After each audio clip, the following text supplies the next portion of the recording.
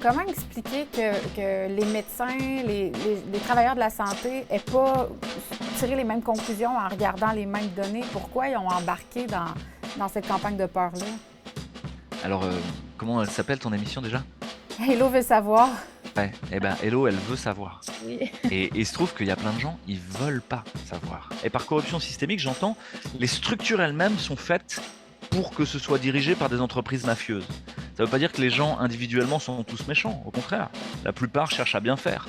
Mais, et y compris à l'intérieur des institutions. Les gens individuellement, il y en a que quelques-uns qui sont des salopards corrompus. Personne qui a envie d'être un convaincu. Et tu vois, je pense que c'est ça, quoi. Toi, tu peux juste dire, et après les gens, ils en font ce qu'ils en veulent, à leur rythme, au moment où ils le font. Dans cet épisode de mon balado Délo veut savoir, je reçois le médecin réanimateur Louis Fouché, que vous avez sûrement connu depuis le début de la pandémie pour ses prises de position à contre-courant. On fait un bilan de ce qui s'est passé les dernières années, un retour sur les dommages collatéraux, mais on parle aussi surtout des solutions pour le futur. Louis Fouché, bonjour. Je te présente comme médecin réanimateur, mais on t'a connu sous plusieurs angles dans les dernières années, depuis le début de la pandémie. Tu as été une voix forte à contre-courant, si on peut dire ça comme ça. J'aimerais ça savoir, tu t'es positionné quand même assez tôt dans la pandémie contre ce qu'on pourrait appeler les mesures sanitaires ou les décisions gouvernementales et tout ça. J'aimerais ça savoir qu'est-ce qui t'a motivé à prendre position. Ouais, bonjour Héloïse, merci beaucoup de me recevoir. Merci à toute l'équipe qui est derrière aussi et qu'on voit pas et qui va organiser le montage et tout ça, tout ce petit travail-là. Effectivement, je suis médecin réanimateur et la première chose qui m'est arrivée, c'est d'avoir une différence entre ce que racontaient les médias et le gouvernement et la réalité de ce que je vivais, qui était très importante. Ce que je vivais dans mon service de réanimation avec les patients, ça avait rien à voir avec ce qu'on nous racontait. Et puis, très tôt de se rendre compte qu'au contraire, ce qu'on nous imposait de faire était délétère. Ça a été bien résumé par quelqu'un, qui s'appelle Laurent Mucchielli, qui est un ami, qui est, professeur en sociologie, à l'université d'Aix-Marseille, et qui a dit finalement: «On est dans une histoire, quoi, on est dans un récit, une doxa», il appelle ça en grec. La doxa, c'est l'opinion, le récit, et c'est, la doxa du Covid, et il dit: «C'est le récit dominant». Mais c'est le récit des dominants. C'est pas seulement le récit dominant, c'est le récit des dominants. Et ce récit dominant, c'est une sorte de fable, un conte, quoi, qu'on raconte à tout le monde et que tout le monde croit. Et il est basé sur 4 points qui sont tous un par un, quand on les prend un par un, ils sont tous faux. Le premier, c'est bah, on est dans une épidémie terrible, on va tous mourir. Bah non, c'est pas vrai, quoi. Non, on va pas tous mourir. C'est pas si terrible que ça. Et les gens qui ont des facteurs de risque, on les connaît, on les a su très très tôt. Et donc les populations à risque sur lesquelles on pouvait cibler des mesures particulières de prévention ou de traitement, et ben, ils étaient hyper bien ciblés. C'était des gens hyper tendus, diabétiques, obèses, en surpoids ou avec une immunodépression ou âgés, avec aujourd'hui une médiane sur la première année 2020, une médiane d'âge pour les gens qui sont décédés du Covid, qui était de 85 ans. Donc, c'est-à-dire que c'est déjà des gens qui étaient au-dessus de leur espérance de vie, quoi. Donc, on ne peut pas dire qu'on va tous mourir, quoi. La deuxième chose, c'est bah, ok, puisque c'est très grave, et en plus, on n'a pas de traitement. Il n'y a rien qui marche. C'est On n'a rien trouvé, on est dépassé, et on passe son temps à vous montrer à la télévision des gens qui sont démunis, qui savent plus quoi faire, qui les yeux perdus dans le vide, le regard hagard, etc. Mais ça aussi, c'est faux, en fait, pour tous ceux qui ont fait un petit peu le travail. Bah, on sait qu'il y a des traitements qui marchent bien, à la fois des traitements préventifs, tout un travail sur l'alimentation, sur l'équilibre des, des facteurs de risque, justement, revenir à de la santé plutôt que toujours vouloir soigner de la maladie, mais essayer de rester en santé, et tout le travail sur l'activité physique, sur les émotions, et le travail sur la peur notamment est très important, sur les vitamines, les oligo-éléments et toutes les choses dont on peut être carencé dans une civilisation où on est dans la malbouffe en permanence. Donc, soit la vitamine C, la vitamine D, le zinc, tous ces éléments-là étaient extrêmement importants. Et un élément qui est tout le temps négligé aussi dans la prévention, c'est la question du lien social. Mm. Bah, plus j'ai de lien social, plus j'ai d'intercommunication avec les gens que j'aime, et bah, en fait, mieux ça va. Et c'est quelque chose où, quand on reprend des grandes études sur sur les facteurs de risque de maladies infectieuses, quelles qu'elles soient, mais au-delà même de pathologies chroniques, le fait d'avoir un réseau social dense et d'être très interconnecté avec les autres, c'est un facteur protecteur pour la survie. Donc c'est un élément très important. Il y a des études qui Donc prouvent le, ça. C'est scientifique, là. Si les ouais. gens ont Donc besoin ce de la deuxième science, élément, là. Premier élément, on va tous mourir, c'est faux. Deuxième élément, il n'y a pas de traitement, bah, c'est faux. Il y a des traitements préventifs, il y a des traitements curatifs précoces, des traitements curatifs tardifs, et puis des traitements après pour les Covid longs qui sont aussi pas encore entièrement bien défrichés encore, mais on va réussir à les traiter. Les traitements curatifs précoces, chaque fois qu'on les a évoqués, on a été inquiété par l'ordre des médecins. On a été inquiété par les médias.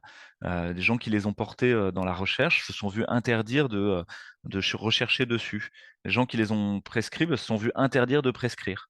On a désorganisé la médecine générale. Pour tous les antiviraux d'action d'action précoce, que ce soit l'azithromycine, qui est un antibiotique en fait, hein, mais qui a une action antivirale, l'ivermectine ou l'hydroxychloroquine. Mais il y en a de très nombreux autres, que ce Ouais. soit la nigelle, l'artémisia annua, etc., qui sont plus exotiques pour nous parce qu'ils correspondent en gros à des remèdes qu'on ne connaît pas très bien dans notre médecine allopathique. Mais tous ces traitements-là, ils ont déjà une forte démonstration de leur efficacité. Ouais.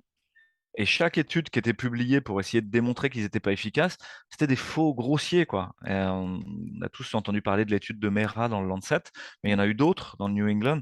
Donc l'étude de Mera, c'était le Lancet Gate, qui prenait 96 000 patients inventés et concluait que bah, l'hydroxychloroquine tuait 10% des patients, quoi. C'est juste une aberration par rapport à la réalité clinique de ce qu'on vit. C'est un médicament qui a été prescrit, mais à des millions de doses, et qui ne fait pas du tout ça. Ouais. Donc, deuxième point, il n'y a pas de traitement précoce, c'est pas vrai. Il n'y a pas de traitement tardif, c'est pas vrai non plus. Et là, pour le coup, on était même tous d'accord. C'est-à-dire que quand quelqu'un arrive à la phase de l'orage cytokinique inflammatoire, évidemment, l'oxygène, ça sauve des vies. Évidemment, la corticothérapie, ça sauve des vies. Et évidemment, les anticoagulants, ça sauve des vies parce que c'est une maladie où il y a beaucoup de thrombose. La spike, elle vient finalement inflammer la paroi des artères et des petites artérioles et des petits vaisseaux. Il y a ce qu'on appelle une vascularite. Et comme c'est inflammatoire à l'intérieur des vaisseaux, bah, les plaquettes ont tendance à s'agréger plus et ça va faire des caillots, des thromboses. Les plaquettes vont boucher les vaisseaux. Euh, et donner des anticoagulants ou des antiagrégants plaquettaires, bah, c'est efficace et utile et ça a sauvé des vies très largement. Donc là, déjà, sur ces trois points-là, mais on savait déjà que ça marchait, quoi. Donc, il n'y avait pas de question à se poser. Donc, il y a un traitement tardif. Ok, ça, c'est le deuxième point de l'exposé de Laurent Mucchielli, c'est pas si grave. Enfin, on nous a dit que c'était pas grave, c'est très grave, c'est pas vrai. On a dit qu'il n'y a pas de traitement, c'est pas vrai. Et comme il n'y a pas de traitement, il faut tous se réfugier sous le lit. Il n'y a que les mesures sociales. Il faut se mettre sous le tapis et attendre dans l'abri anti-atomique en faisant euh, ouais, comme si ça allait passer tout seul. Et c'est la justification des lockdowns, des mesures sociales, de la distanciation sociale, des masques. Et c'est pareil, le recul sur l'ensemble de ces thérapeutiques montre qu'en fait, ils sont inefficaces dans la prévention de la diffusion de la maladie. Et je veux dire, mais on les prend un par un, c'est juste des faits, quoi. Donc, on aurait pu penser hein, que les masques, ça pouvait être utile. Mais si on avait un tout petit peu de recul et un tout petit peu d'histoire, on sait déjà que les masques en papier comme ça, c'est marqué sur la boîte que ça prévient pas la contamination virale. Alors, on sait déjà que dans les blocs opératoires, ça prévient pas la contamination bactérienne. Ben, les bactéries, c'est des trucs beaucoup plus gros, hein. Et donc, ça marche même pas sur les bactéries. Ça marche dans un seul cas, c'est quand le chirurgien a en gros un énorme rhume et se met à cracher dans le champ opératoire. Là, effectivement, ça évite qu'il crache dans le champ opératoire. Et donc, il y a quand même cette habitude de mettre un masque au bloc opératoire, mais il y a plein d'équipes dans le monde qui en fait, n'en utilisent pas. Donc, voilà, les masques sont inutiles, a fortiori en population générale, a fortiori dans la rue. Et chez les enfants, c'est juste un scandale, c'est une sorte de perversion. Pourquoi je dis que c'est une perversion? Parce qu'au-delà de l'inefficacité de ces mesures, bah, il y a des effets secondaires, il y a des effets collatéraux. Et Ouais. ça, moi, j'étais un des premiers à en parler, effectivement, de dire, mais attendez, vous faites des lockdowns, mais derrière, il y a des gens, ils vont pas se faire soigner pour leur cancer, pour leur cardiopathie, ils vont pas venir pour leur parce que et ils vont pas consulter parce qu'ils ont peur de venir à l'hôpital, parce qu'ils ont peur de choper le Covid et peur de mourir. Mais pendant ce temps, ils sont en train de faire un infarctus. Et effectivement, il y a eu plein d'infarctus silencieux qui n'ont pas été revascularisés et où les gens se retrouvent en insuffisance cardiaque terminale, alors que, bah non, dans la médecine habituelle qu'on faisait, ils avaient une douleur dans la poitrine, ils faisaient en moins de 6 heures, on réouvrait l'artère, boum, c'était reparti. Puis après, on travaillait des facteurs de risque. Là, on l'a pas fait. Et donc, on s'est retrouvé avec des gens au dernier degré. Pareil, on a vu des lymphomes, des leucémies arriver à des stades où finalement, bah, la chimiothérapie va pas marcher parce qu'on arrive trop tard. Et où ils vont crever de leur truc parce que juste bah voilà, on l'a pris trop tard, quoi. Il y a une trop grosse masse tumorale. Pareil pour des cancers du sein, pour plein de choses. Donc ça, c'est les effets collatéraux, et sans même parler des effets psychologiques ou psychiatriques. C'est-à-dire que le fait de se retrouver enfermé, voilà, pour plein de gens, a été à l'origine de syndromes dépressifs, de syndromes anxieux, de syndromes anxieux généralisés, et pour certains de tentatives de suicide, voire de suicide, et donc de décès par suicide. Euh, D'augmentation des addictions, de la toxicomanie. Et puis, enfin voilà, donc ça c'est juste catastrophique, quoi. On a une génération qui est traumatisée. Et quand vous voyez des gens qui ont encore des masques FFP2 dans la rue aujourd'hui, en fait, bah, c'est des gens qui sont traumatisés en vrai, quoi. Faut pas leur en vouloir. Ils sont vraiment dans un état de stress post-traumatique avec un objet contraphobique qui chérissent. Grâce à mon masque, je pourrais survivre. C'est Ouais, évidemment faux, mais c'est pas grave. Ces gens-là, ils ont plutôt besoin qu'on prenne soin d'eux, pas qu'on exact. les fustige. Ouais, Il y a des effets économiques très importants. Les artistes ont crevé en France. Je ne vous parle pas des artistes subventionnés à qui on a filé largement des subsides publics. Non, je vous parle des petits artistes qui, eux, n'avaient pas suffisamment de droits pour prétendre à des subsides publics. Bah, eux, ils se sont retrouvés voilà, à plus pouvoir vivre correctement. Et c'est non seulement les artistes, mais c'est plein d'entreprises. Et aujourd'hui, vous avez des centaines de milliers d'entreprises qui ferment en Italie ou en choses comme ça. Il y a d'autres raisons, mais c'est aussi les conséquences des lockdowns. ouais, Donc ces mesures et la distanciation sociale, n'en parlons pas. On aurait pu dire distanciation physique, on ne va pas aller se cracher dessus si on est malade, mais sociale, sûrement pas. Je vous ouais, donne un exemple. Nous, on a critiqué, mais on a voulu mettre en place le fait de faire ce qu'on voulait, positivement, d'arrêter d'être contre, mais d'aller à quelque chose où on est pour. Et donc, on a créé un groupe qui s'appelle Covid Soins.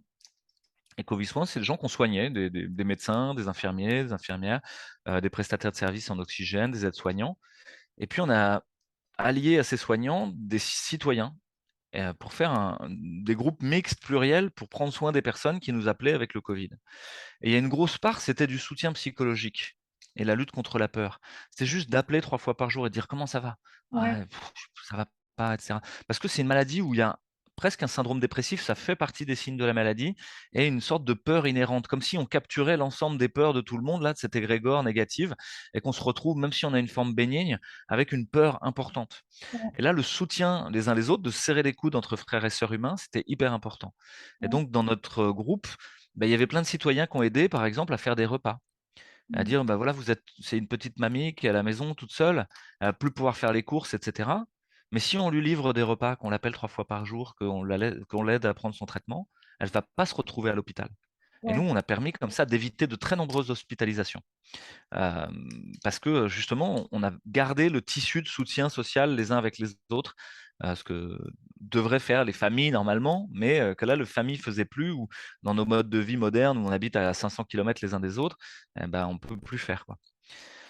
Donc ça aussi, c'était une part du retournement, c'était de dire, ben, enfin, je vais en parler après, mais on va travailler sur ce qu'on veut voir advenir plutôt que de lutter contre un système qui est en train de mourir. ouais, c'est ça. Puis le dernier élément de la doxa du Covid, Ouais, de Laurent Mucchielli, c'est, bah, puisqu'on n'a aucun traitement, puisqu'on va tous mourir, qu'on s'est mis sous le tapis, on pourra ressortir de sous le tapis que quand on sera tous vaccinés. Et ouais, là encore, c'est un mensonge. C'est un mensonge. On est sur des injections expérimentales dont dès le départ, il y a des manquements majeurs au niveau méthodologique dans la mise en place des AMM conditionnels, des autorisations de mise sur le marché conditionnelles et des agréments par les différentes agences de santé. Et on se rend compte qu'ensuite, la plupart des études sont frelatées. Alors, pour Pfizer, on connaît le Ventavia Gate, etc. Vous avez peut-être entendu parler, hein. C'est le fait que les sous-traitants de Pfizer, dans la mise en place des études Princeps, bah, finalement, il y a eu des gros manquements méthodologiques, des gens qui soient inversés dans les différents groupes de recherche, des critères principaux de jugement qui ne soient pas respectés, des gens qu'on ait inclus dans tel groupe alors qu'ils n'avaient pas de test. Bref, tout ça pour à la fin conclure, soi-disant qu'il y avait 90% d'efficacité.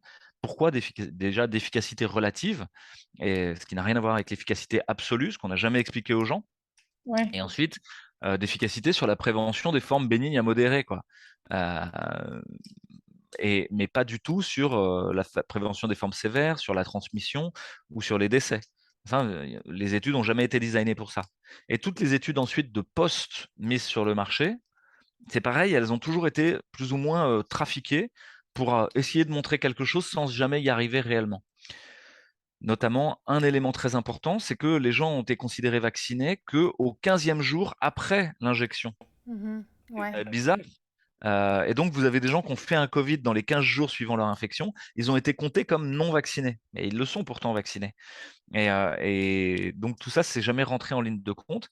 Si vous repreniez tout ça, il y a quelqu'un qui s'est chargé de le faire, qui s'appelle Peter Doshi, entre autres, mais il y en a de très nombreux autres, hein, dans le British Medical Journal. C'est l'éditeur en chef du British Medical Journal, qui est un peu l'équivalent du New England, quoi, si vous voulez, qui a démontré que l'efficacité était complètement merdique, en fait. Et ça marche pas, quoi. Et ça marche pas, y compris sur les formes graves et y compris chez les gens avec des facteurs de risque. C'est-à-dire, pendant un moment, moi, j'ai pensé que peut-être ça marchait un petit peu chez les gens âgés avec des facteurs de risque. Donc, ceux-là, je leur disais, bon, bah, voilà, c'est votre consentement, quoi. Ma foi, la balance bénéfice-risque, chez vous, ça peut se discuter. Ouais. Mais même là, maintenant, on sait que ça marche pas, et y compris chez ces gens-là. Et ça marche pas du tout chez les enfants. La balance bénéfice-risque est archi négative. Et là, Ouais. je vous parle de l'efficacité. Maintenant, si je vous parle de la sécurité, c'est-à-dire des effets secondaires, Ouais. on est sur des injections expérimentales dont les effets secondaires sont recensés par la pharmacovigilance passive qui a lieu aux États-Unis, dans les pays anglo-saxons ou en Europe. Aux États-Unis, ça s'appelle le VAERS, le VAERS. En Europe, ça s'appelle EUDRA Vigilance. Et on est peu ou prou sur le même bassin de population, hein. Puis le même genre de caractéristiques démographiques. Les populations se ressemblent, hein. C'est pas comme l'Afrique Ouais.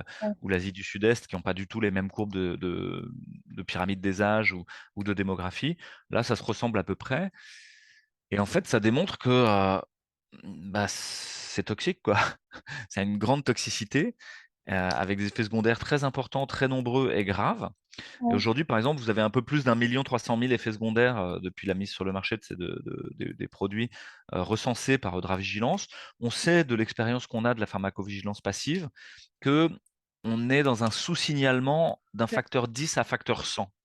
C'est-à-dire qu'il faudrait rajouter un zéro ou deux zéros derrière pour s'approcher un peu de la réalité.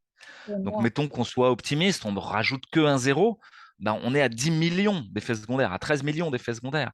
Et là-dedans, on pourrait se dire, bon, c'est que de la fièvre, c'est bénin, etc., ça va. Non, il y a 25% de ces effets secondaires qui sont graves.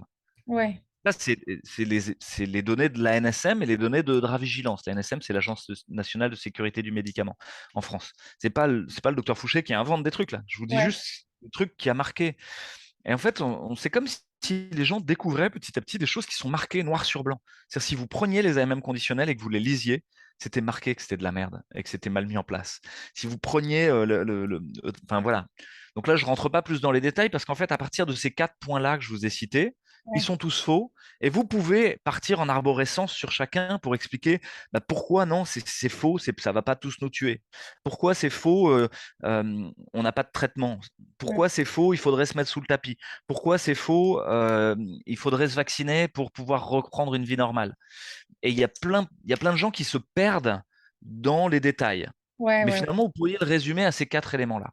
Mais comment, j'ai une petite Alors, question, comment expliquer que les médecins, les travailleurs de la santé n'aient pas tiré les mêmes conclusions en regardant les mêmes données? Pourquoi ils ont embarqué dans cette campagne de peur-là? comment elle s'appelle ton émission déjà? Hello veut savoir. Ouais, eh ben, Hello, elle veut savoir. Oui. Et il se trouve qu'il y a plein de gens, ils veulent pas savoir. Ah, Ils veulent pas savoir, c'est un mécanisme de déni. C'est un mécanisme de déni parce que si tu veux savoir et que tu grattes, tu te rends compte qu'en fait, bah, nos institutions sont corrompues. Le marché du médicament est corrompu. La création du savoir, la fabrique du savoir et les études scientifiques sont corrompues. Euh, que, euh, et là, tu te dis, mais en fait, tout notre système sanitaire, tout notre système scientifique, tout notre système universitaire, en fait, est l'objet d'une corruption systémique qui est ouais, majeure. Et par corruption systémique, j'entends les structures elles-mêmes sont faites pour que ce soit dirigé par des entreprises mafieuses. Ça ne veut pas dire que les gens individuellement sont tous méchants. Au contraire, la plupart cherchent à bien faire, mais et y compris à l'intérieur des institutions, hein, à l'intérieur de la NSM, de la Direction générale de la santé, etc. Moi, je ne parle pas des gens. Les gens individuellement, il y en a que quelques-uns qui sont des salopards corrompus. mhm, L'immense majorité sont plutôt des gens gentils et bien qui cherchent le bien commun, qui cherchent le. euh, et donc là, vous avez, t'as un raidissement. Tu pourrais dire, si on revient aux besoins fondamentaux, on a tous envie que cette épidémie soit derrière nous et que les gens soient bien soignés. Ça serait le besoin de fond. Et là-dessus, on peut se mettre d'accord. Par contre, la stratégie pour y arriver, c'est là qu'on n'est pas d'accord. Et Mhm. en fait, il y a des gens, ils vont confondre le besoin et la stratégie. Ils vont se dire, ah, mais de toute manière, il y a un lien indéfectible entre on veut que cette épidémie passe et qu'on soit bien soigné et être tous vaccinés. Parce qu'on a créé ce lien de manière hypnotique dans leur cerveau par le mécanisme des médias de masse et de l'ingénierie sociale. C'est-à-dire qu'on a mis en place dans cette doxa, dans ce récit, dans cette fable, on a mis en place en plus des éléments de suggestion hypnotique, de manipulation collective, d'utilisation des ressorts de conformisme social, comme dans les expériences de Milgram ou les expériences de H. Et donc, les gens qui sont le plus sensibles à ça, c'est ceux qui ont le plus de diplômes. C'est eux les plus dociles. Pourquoi? Parce que tu as passé 12 ans à faire des études, à faire partie d'une sorte de caste dont Ouais, les bénéfices secondaires et les avantages en nature sont d'avoir une belle prestance sociale, ça. tu as un beau métier, d'avoir un bon salaire. Moi, je gagnais entre 4 et 6 000 balles par mois. Et encore, j'étais dans le public, d'avoir ouais, la reconnaissance de tes pairs, de tes proches, de ta famille. Parfois, il y a un gros background familial. Et pour ça, tu en as chié. Tu as passé des épreuves initiatiques. Tu as dû passer la première année, la sixième année, ensuite être le meilleur, tout le temps le meilleur. Tu as fait de gros sacrifices. Et tout ça, si d'un coup, si tu dis l'inverse de ce qui est dit par l'institution dont tu fais partie, tu te retrouves exclu. Ouais. Bah, ton cerveau, il va vite faire le choix. Il va dire, je dis ce que je pense moi ou je dis ce que pense l'institution. Parce que je vais me retrouver exclu. Et c'est ce qui s'est passé. C'est-à-dire que la plupart des scientifiques, des médecins et des chercheurs qui ont dit ce qu'ils pensaient, non, moi j'ai un doute, quoi, je comprends pas bien, bah, ils se sont retrouvés exclus, diffamés, calomniés. C'est ça, Le mécanisme. systématiquement. Ouais. Et là, si tu prends mon cas, par exemple, Ouais. euh, le premier mouvement de Réinfo Covid, hein, ce qui est un collectif dont dont je suis le porte-parole, c'était de crier à l'aide, de dire moi je comprends rien à ce qui se passe, il y a un truc qui va pas, mais je n'arrive pas à mettre un nom dessus, j'ai besoin d'aide. Juste pour Et j'ai eu la surprise. préciser, parce qu'on a un Réinfo COVID aussi au Québec, mais dans le fond, tu as parti le mouvement avec d'autres personnes en France, puis ça a été repris aussi au Québec par, entre autres, Docteur Béliveau, qui est bien connu ici. Là. Mais c'est deux organismes séparés, si je comprends bien. Ouais, alors faut que je t'explique un tout petit peu ce que c'est que Réinfo Covid, parce que l'enjeu, c'est justement que ce soit une archipel d'initiatives. Elles sont pas séparées, elles sont interreliées, mais il n'y a pas de gouvernance pyramidale. Il n'y a pas un chef tutélaire en haut qui cherche à prendre tout le pognon, tout le pouvoir. Non, on a créé Réinfo Covid avec à- vraiment au tout début l'idée que on allait réunir des gens pour aider à sortir de la peur et de la colère, pour Mhm. aller vers la prudence et le courage. La prudence, c'est une valeur grecque, hein, chez Aristote, ça s'appelle la phronésis. C'est l'intelligence du courage. C'est pas un truc mièvre, tu vois. C'est tu prends une décision à la fin, mais tu vas le faire en fonction du réel, pas en fonction d'un bruit de fond, etc. Donc arrêtez d'avoir peur, où là, tu es que dans des projections sur le réel et dans des constructions imaginaires, mais revenir à la prudence, où là, tu es vraiment dans un rapport réel au monde et tu vas prendre des décisions. Et sortir de la colère, parce que la colère, c'est une énergie saine de révolte, mais à la fin, elle peut conduire à tourner en rond et à rien faire, et elle est plastique, elle va chercher à casser et détruire, alors que l'enjeu, c'est plutôt de trouver le courage de construire ce qu'on veut voir advenir. Ouais. Mettre en lien tous ceux qui voulaient agir pour une politique sanitaire juste et coordonnée. Euh, et le troisième raison d'être, c'était d'aider à rouvrir l'espace du débat démocratique et scientifique. Vous avez On réussi en pensait que France plus qu'ici quand même. on a essayé. Au début, on a dit on va rouvrir l'espace. Et puis la raison d'être, elle a évolué. On a dit on va essayer d'aider. Ouais, Voilà, OK. on est devenu plus humble, tu vois, parce qu'on C'est s'est dit voilà. Puis la quatrième, c'était de proposer une autre politique sanitaire. Euh, et le tout dans une posture gandhienne de non-violence, c'est-à-dire pas la non-violence mièvre, encore une fois. Il y a plein de gens qui font de la non-violence pour fuir la violence, parce que ça leur fait peur, tu vois. Ah là là, où il y a ça crie. Là. Non, non, non. Nous, on va au cœur de la violence. On y va. On ouais. va tenir le rapport de force. Par contre, on va essayer de trouver les failles, on va essayer de trouver par où on peut passer, par où on peut s'infiltrer pour arriver à transformer les choses. Mais on Mhm. va pas faire semblant. On est convié dans une arène de combat, tu vois, comme dans les arts martiaux. On peut Ouais, pas s'enfuir. Ok, ouais. on peut pas s'enfuir, et ben on y va. Mais par contre, on n'en veut pas à la personne en face, on s'en fout.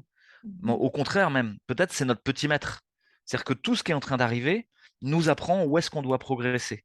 Tu as des Mhm. pénuries alimentaires, mais tu as réfléchi, tu as commencé à réfléchir à de l'autonomie. Ouais. Tu peux te plaindre, hein, que les supermarchés sont vides, mais le système des supermarchés, c'était déjà un système dégueulasse qui Mhm. était basé sur de la production en masse de bouffe, sur des abattoirs où on torture les animaux, etc. Tu as Ouais. commencé à produire localement, à toi-même avoir un jardin potager ou un verger, à faire de la permaculture, à te renseigner avec tes voisins sur comment acheter de la bouffe en commun avec eux, sur des choses qui sont bio, locales, de saison, etc., et qui nourrissent. Si tu n'as pas commencé ça, tu peux te révolter contre les pénuries et contre le fait que ton gouvernement est méchant. Mais, ou alors tu te mets à travailler pour ce que tu penses juste. C'est pareil. Tu dis, on nous interdit de prescrire, de soigner, tout ça dans le Covid. Méchant, vous êtes des salopards à la Direction générale de la santé. Ouais, tu peux le voir comme ça. Ou alors tu peux le voir autrement, dire, d'accord, on va s'organiser pour que les citoyens montent en compétences et que eux-mêmes ils trouvent les produits pour se soigner, qui sont pas chers, qui sont facilement disponibles et qui leur permettent de sortir de la dépendance à Big Pharma. Est-ce que vous Aux avez grosses industries trouvé, pharmaceutiques. ben, l'organisme, est-ce que vous avez trouvé que ça avait eu des effets positifs? Parce qu'il me semble que les gens, des fois, sont attachés à rester dans leur colère ou attachés à leur sentiment d'injustice. C'est quand même assez difficile de sortir de là. Ouais, tu as raison. Alors, il y a d'une part les gens qui défendent le narratif dominant, et puis il y a ceux qui voudraient autre chose, mais par contre, ils n'ont pas encore trouvé l'énergie pour aller chercher, pour se mettre en action, à créer autre chose. Et, je ne sais pas si tu connais les étapes du deuil, mais il y a cette idée d'abord d'être dans le déni. Non, c'est pas vrai, il n'est pas mort. Ah, si. Enfin, ou sur l'annonce d'un cancer, par exemple. Non, j'ai pas de cancer. Déni. Puis après, il y a de la colère. Il y a de la colère parce que c'est injuste. Pourquoi moi? Qu'est-ce que j'ai fait, quoi? J'ai jamais fait quelque chose de spécial. Je mérite pas ça, etc. Et on peut rester bloqué longtemps là-dessus. C'est injuste. Ça devrait pas m'arriver. Et puis il y a après une négociation. Bon, d'accord, j'ai un peu un cancer, mais on va faire ci. Et puis enfin, il y a l'acceptation et la mise en travail. Ben, on est en plein dans ces étapes-là. Et Ouais. donc là, tu as des gens qui sont encore dans le déni. Je vais bien, tout va bien, je vais bien, tout va bien. Ouais, ouais, ok, ouais, on risque la Troisième Guerre mondiale. Il y a des va-t-en guerre fous qui nous propulsent qui disent qu'il faut absolument y aller. Ok, si vous voulez, hein, les gars, tout va bien, quoi. Il y a Bill Gates qui décide de la politique sanitaire des États tout seul, comme un grand. Bon, bah, soit Pfizer qui fait passer des autorisations de mise sur le marché définitive sur des produits qui n'ont même pas été testés, hein. Là, je parle des vaccins bivalents qui viennent de sortir. Je vais bien, tout va bien, je veux pas voir, ça c'est l'autruche, quoi. Oui. Et quelque part, je le dis avec de l'humour parce que j'ai aussi de la compassion pour ça. C'est- Moi, il y a eu le Covid qui m'a bousculé, mais au fond, ça a ouvert plein d'autres choses. Ça a déplié le monstre parce que c'est une crise sanitaire. Mais en vrai, c'est comme un monstre en papier origami, tu vois, et tu pourrais le déplier. C'est une crise de la science, c'est une crise sociale. On est en train de s'appauvrir à vitesse grand V. C'est une crise culturelle. On est en train de mettre le wokisme délirant dans la tête des gamins et de déstructurer notre société de manière très importante sur des repères qui sont anthropologiquement faux et qui Ouais. nous amènent dans le mur. C'est une crise de l'art et de la création artistique. Aujourd'hui, Jeff Koons en France gagne des millions pour mettre des crottes de chiens gonflables dans le jardin des Tuileries ou de Versailles, tu vois, Ouais. financés par l'argent public, pendant que tu as des Ouais. vrais artistes qui, eux, touchent pas un rond et sont en train de crever de faim dans un coin. C'est une crise monétaire. Crise de tous les Euh, systèmes de contrôle, en fait, qui sont en train de s'effondrer. Exactement. De toutes nos institutions. C'est une crise démocratique. Tu votes, mais ça sert plus à rien. T'as Trudeau qui repasse. Bon, ok, quoi. C'est truqué, quoi. C'est pas possible autrement, quoi. Une espèce de tordu pédophile, tu vois, enfin, ça va pas, quoi, tu vois. Et, euh, et, et donc là, c'est pas l'expression populaire qui se passe. On n'est pas en démocratie. Ouais. Euh, En tout cas, on n'a pas ce Pareil en France, quoi. sentiment-là, du moins. Je ne sais pas si c'est parce qu'il y a une majorité de la population qui continue d'être dans la première phase du déni, mais moi aussi, j'ai vraiment le sentiment qu'on n'est pas dans une représentation réaliste. Je prends le pouls quand je parle avec les gens autour de moi, puis c'est pas ça que j'entends. Donc, c'est pas. Non, puis on l'était déjà pas avant, c'est-à-dire que ça date pas du Covid. Les élections d'avant étaient déjà truquées de plein de manières différentes. Ça peut être par des machines à voter truquées, mais c'est plus simplement par l'influence médiatique qui passe son temps à te catapulter des couvertures de magazines, etc. Déjà des outils de propagande simplement qui sont extrêmement efficaces et qui font que tu vas pas élire quelqu'un qui est intéressant. Puis de toute manière, c'est un miroir aux alouettes que t'élises Gérard ou Nadine ou Robert. En vrai, c'est la même politique qui sera mise en place parce que c'est pas à cet endroit-là que ça se joue, quoi. La politique, elle n'est pas décidée à cet endroit-là. Donc c'est une crise monétaire aussi, et ça c'est très important de le souligner. C'est une crise financière. La crise de 2008 n'est pas du tout résolue. La crise de l'euro est pas du tout résolue. Et tant qu'on est dans ces monnaies-là, en fait, on se laisse emmener doucement vers une gouvernance mondialisée hyper toxique. Donc, Ouais. Bon, ok, on le savait, il y a quelqu'un qui s'appelle Michel Foucault en France, qui est un philosophe qui avait écrit Surveiller et punir, qui a beaucoup parlé du biopouvoir. Aujourd'hui, en France, on fait plus que surveiller et punir, dans toutes les dimensions, hein, que tu sois gilet jaune, que tu Ouais. sois un voyou climatique, un voyou du Covid. De toute manière, on va te surveiller et on va te punir. On va Ouais. te rééduquer ensuite pour que tu penses bien comme il faut. Que tu sois un voyou de l'Ukraine, si tu appelles à la paix, là, tu es déjà un dangereux collabo, quoi, tu vois. J'ai appelé à la paix, en disant, mais livrer des armes, ça n'a jamais amené à la paix, quoi. Enfin, Mais de jamais eu ça dans l'histoire. Ah ben, je suis un dangereux collabo et je suis pro-Poutine. Moi, je suis pas pro-Poutine, je m'en fous, quoi. Mais je veux nuance juste non pas la plus. guerre. On n'est plus dans une zone de nuances, on est juste dans des polarités, tout est binaire. Donc, c'est ça. Les gens sont pas capables de comprendre qu'en disant ce commentaire-là, tu te voulais en nuance. Les gens sont pas nuancés dans leur façon de recevoir. En tout cas, pas tout le monde, là, je Non, vais pas exactement. généraliser, mais en tout cas, par rapport à des sujets aussi chauds, là, ça divise énormément. C'est pareil parce que cette idée de cliver, d'être pour ou contre, c'est vraiment la part du diable, quoi. Diabolos en grec, c'est le séparateur, le diviseur. Et c'est passe son temps à diviser les gens. Je suis pro-LGBT, je suis contre. Je peux pas être nuancé. Je peux pas penser que c'est plus compliqué que ça, qu'il y a peut-être un vrai sujet à soulever et que ça peut se résoudre autrement que d'être pour ou contre. C'est-à-dire, je suis pour ou contre le Covid, je suis pour ou contre le masque, je suis pour ou contre la vaccination. Moi, je suis pour ou contre rien du tout. En fait, je cherche à ce que justement, on se reparle les uns les autres et qu'on trouve où est le bon endroit où il y a des nœuds de résolution. Parce qu'aujourd'hui, si vous vous battez dans la queue d'un supermarché pour arriver plus vite pour prendre de l'essence, c'est ce qui se passe en France, hein, parce qu'on a des pénuries d'essence organisées là. Donc il y a des files pendant 5, 6, 10 heures parfois pour avoir accès aux pompes à essence. Et les gens finissent par se battre, quoi. Ils en arrivent même au couteau à la fin, hein. Mais ils sont à côté de la plaque, en fait. C'est pas à cet endroit-là que ça se joue. C'est leur colère, il faut la mettre au bon endroit. Ouais, c'est ça. S'ils prennent des fourches et qu'ils vont à l'Élysée, là, peut-être que c'est intéressant. Ouais, encore, moi, c'est pas ma voix, hein. Mais je suis dans une voie non violente. Mais il y a plein d'autres façons de faire. Ouais.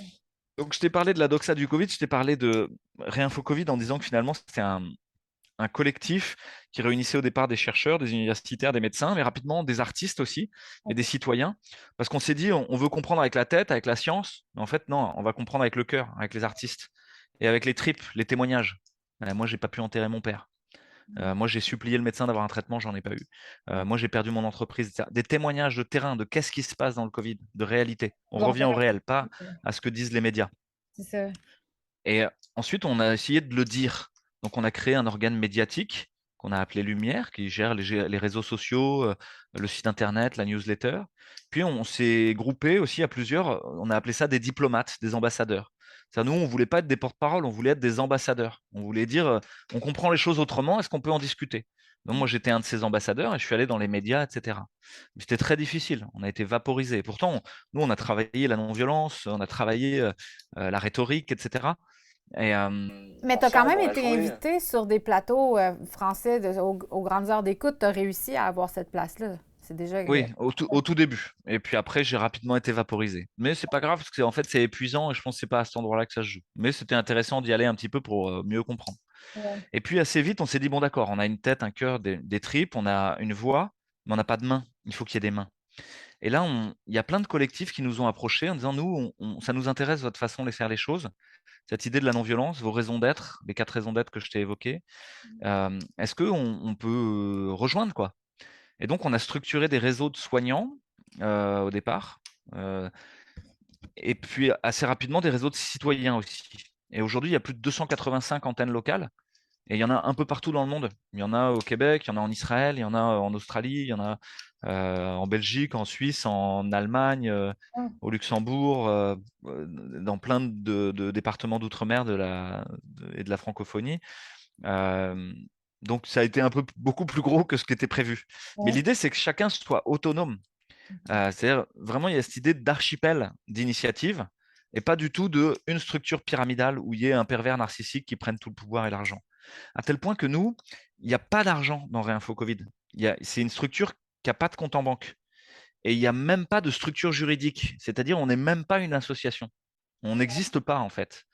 Euh, et la façon dont on prend les décisions, elle est basée sur ce qu'on appelle advice process, procédure de demande d'avis. Ça s'inspire un petit peu peut-être vous avez entendu parler d'holacratie pour certains ou de sociocratie. C'est l'idée que n'importe qui peut prendre n'importe quelle décision Mhm. La seule chose qu'on lui demande, c'est de demander l'avis de ceux qui vont être impactés par sa décision. Par exemple, je suis porte-parole, ça va impacter tout le collectif. Donc, si jamais je suis invité par un média d'extrême droite ou je sais pas quoi, eh ben, je vais demander l'avis des autres en disant qu'est-ce que vous en pensez. Mais je pourrais aller contre cet avis-là. Et ça m'est arrivé de le faire. Par exemple, on a été invité dans des médias qui ont une ligne politique extrême, alors que nous, on vous voulait apartisan. Il n'y avait pas d'opinion politique dedans. Et il y a des gens qui viennent de tous bords dans Réinfo Covid. C'était l'enjeu, qu'il puisse y avoir toute cette biodiversité.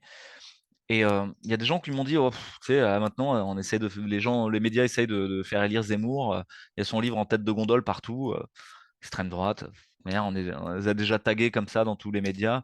On s'en fout un peu, quoi. Puis t'en as d'autres qui ont dit, ah non, c'est relou. Moi, voilà, j'ai pas envie d'avoir ce truc collé au basket, etc.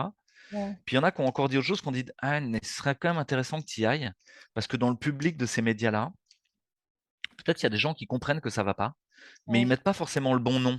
Ils vont dire, ah, c'est les immigrés, ah, c'est je sais pas quoi. Et en fait, mais ils ont une intuition que ça va pas. Et, et par contre, et si on arrivait à leur dire, en fait, c'est systémique, c'est tout notre système qui est malade et qui doit mourir. Euh, et on peut le faire, on peut l'accompagner de manière non violente. On n'a pas besoin de le faire de manière violente. Peut-être que là, tu vas trouver des gens qui sont capables d'entendre ça. Et donc, tu vois, en fait, tout le monde a raison, souvent dans cette demande d'avis. Et là, c'est celui qui doit prendre sa décision, le fait en souveraineté et dit, j'y vais pas. Ouais. Et il peut aller contre les avis des uns ou des autres, hein, parce qu'il sait que derrière, il peut y avoir ce qu'on appelle une procédure de conflit ou de tension. Mhm. Et nous, la procédure de tension, c'était un tirage au sort de 3 personnes parmi les coordinateurs. Et on leur donne l'attention et on dit, voilà, maintenant, c'est à vous d'arbitrer ça. Et voilà. Et les collectifs qui vont bien, c'est ceux qui justement ont appris à traverser les conflits et la violence. Et nous, c'était hyper sain et fécond. Et Réinfo Covid, finalement, a donné lieu ensuite à de très nombreux bébés. Nous, on a appelé ça les spin-offs, tu vois, un peu comme dans les films. Tu sais, quand tu as l'histoire principale de Star Wars et puis tu as l'histoire de Han Solo. Là, il y avait l'histoire de Réinfo Covid, mais ça, c'est la trame générale, quoi, le grand space opéra qu'on est en train de vivre, quoi, l'American Psy Opera, quoi. D'après, tu as les histoires de chacun. Et Ouais. donc, tu as eu un groupe qui s'est appelé Collectif de santé pédiatrique, pédiatres, orthophonistes, spécialistes de l'enfance. Et eux, ils ont fait beaucoup de lobbyisme, justement politiciens. Ils sont allés voir les politiciens en disant, nous, on ne veut pas que les enfants soient remasqués. On sait que le protocole a été toxique. On vous met les études sous les yeux pour vous démontrer à quel point les enfants ont souffert de ce qui s'est passé. Est-ce qu'ils ont été entendus? Oui, ils ont travaillé avec beaucoup de gens et on a réussi à remonter jusqu'au Sénat, Ouais. à aller jusqu'au Sénat, être entendu par des sénateurs. Et si aujourd'hui les enfants ne sont pas masqués, peut-être que c'est en partie grâce à eux et grâce à tout ce qui a été fait, hein. Il y a un autre groupe qui s'appelle Réinfo Liberté qui s'est créé, qui lui faisait aussi du lobbyisme et a participé à la création d'un syndicat d'enseignants universitaires. Ces enseignants universitaires, eux aussi, sont allés discuter avec des sénateurs. Puis ils ont fait des procès. Ils ont pris de l'argent. Ils ont fait des procès ciblés sur la science, sur Cauchemez et Fontanet, qui sont des espèces de, un peu comme Antoine Flao, etc. Voilà, il n'y a pas d'attaque ad hominem. Enfin, globalement, il y a toute une espèce de caste de gens qui produisent de la fausse science pour nourrir la doxa, qui sont soit ignorants, soit serviles, soit tenus par des dossiers où on leur fait une clé de bras de chantage dans le dos, soit reçoivent de l'argent, soit un peu de tout ça. Difficile de conclure. Ouais. Soit sont bêtes simplement, c'est possible aussi, hein, voilà, ou incompétents dans leur domaine, soit franchement malveillants. Et voilà. Ces gens-là, il y a des procès qui sont faits contre eux par Réinfo Liberté. Il y a un groupe qui s'appelle les Mamans Louves qui s'est créé, qui existe peut-être au Québec aussi. Là, c'est des mamans qu'on dit, non, en fait, il n'y a pas de raison, vous n'avez pas touché à mes gamins. Point barre. J'ai pas besoin de science pour vous le dire. C'est juste Ouais. vous laissez mon gamin tranquille, quoi. Sinon, je vous mords, en fait. Ouais. Vous savez quoi, c'est mon gamin.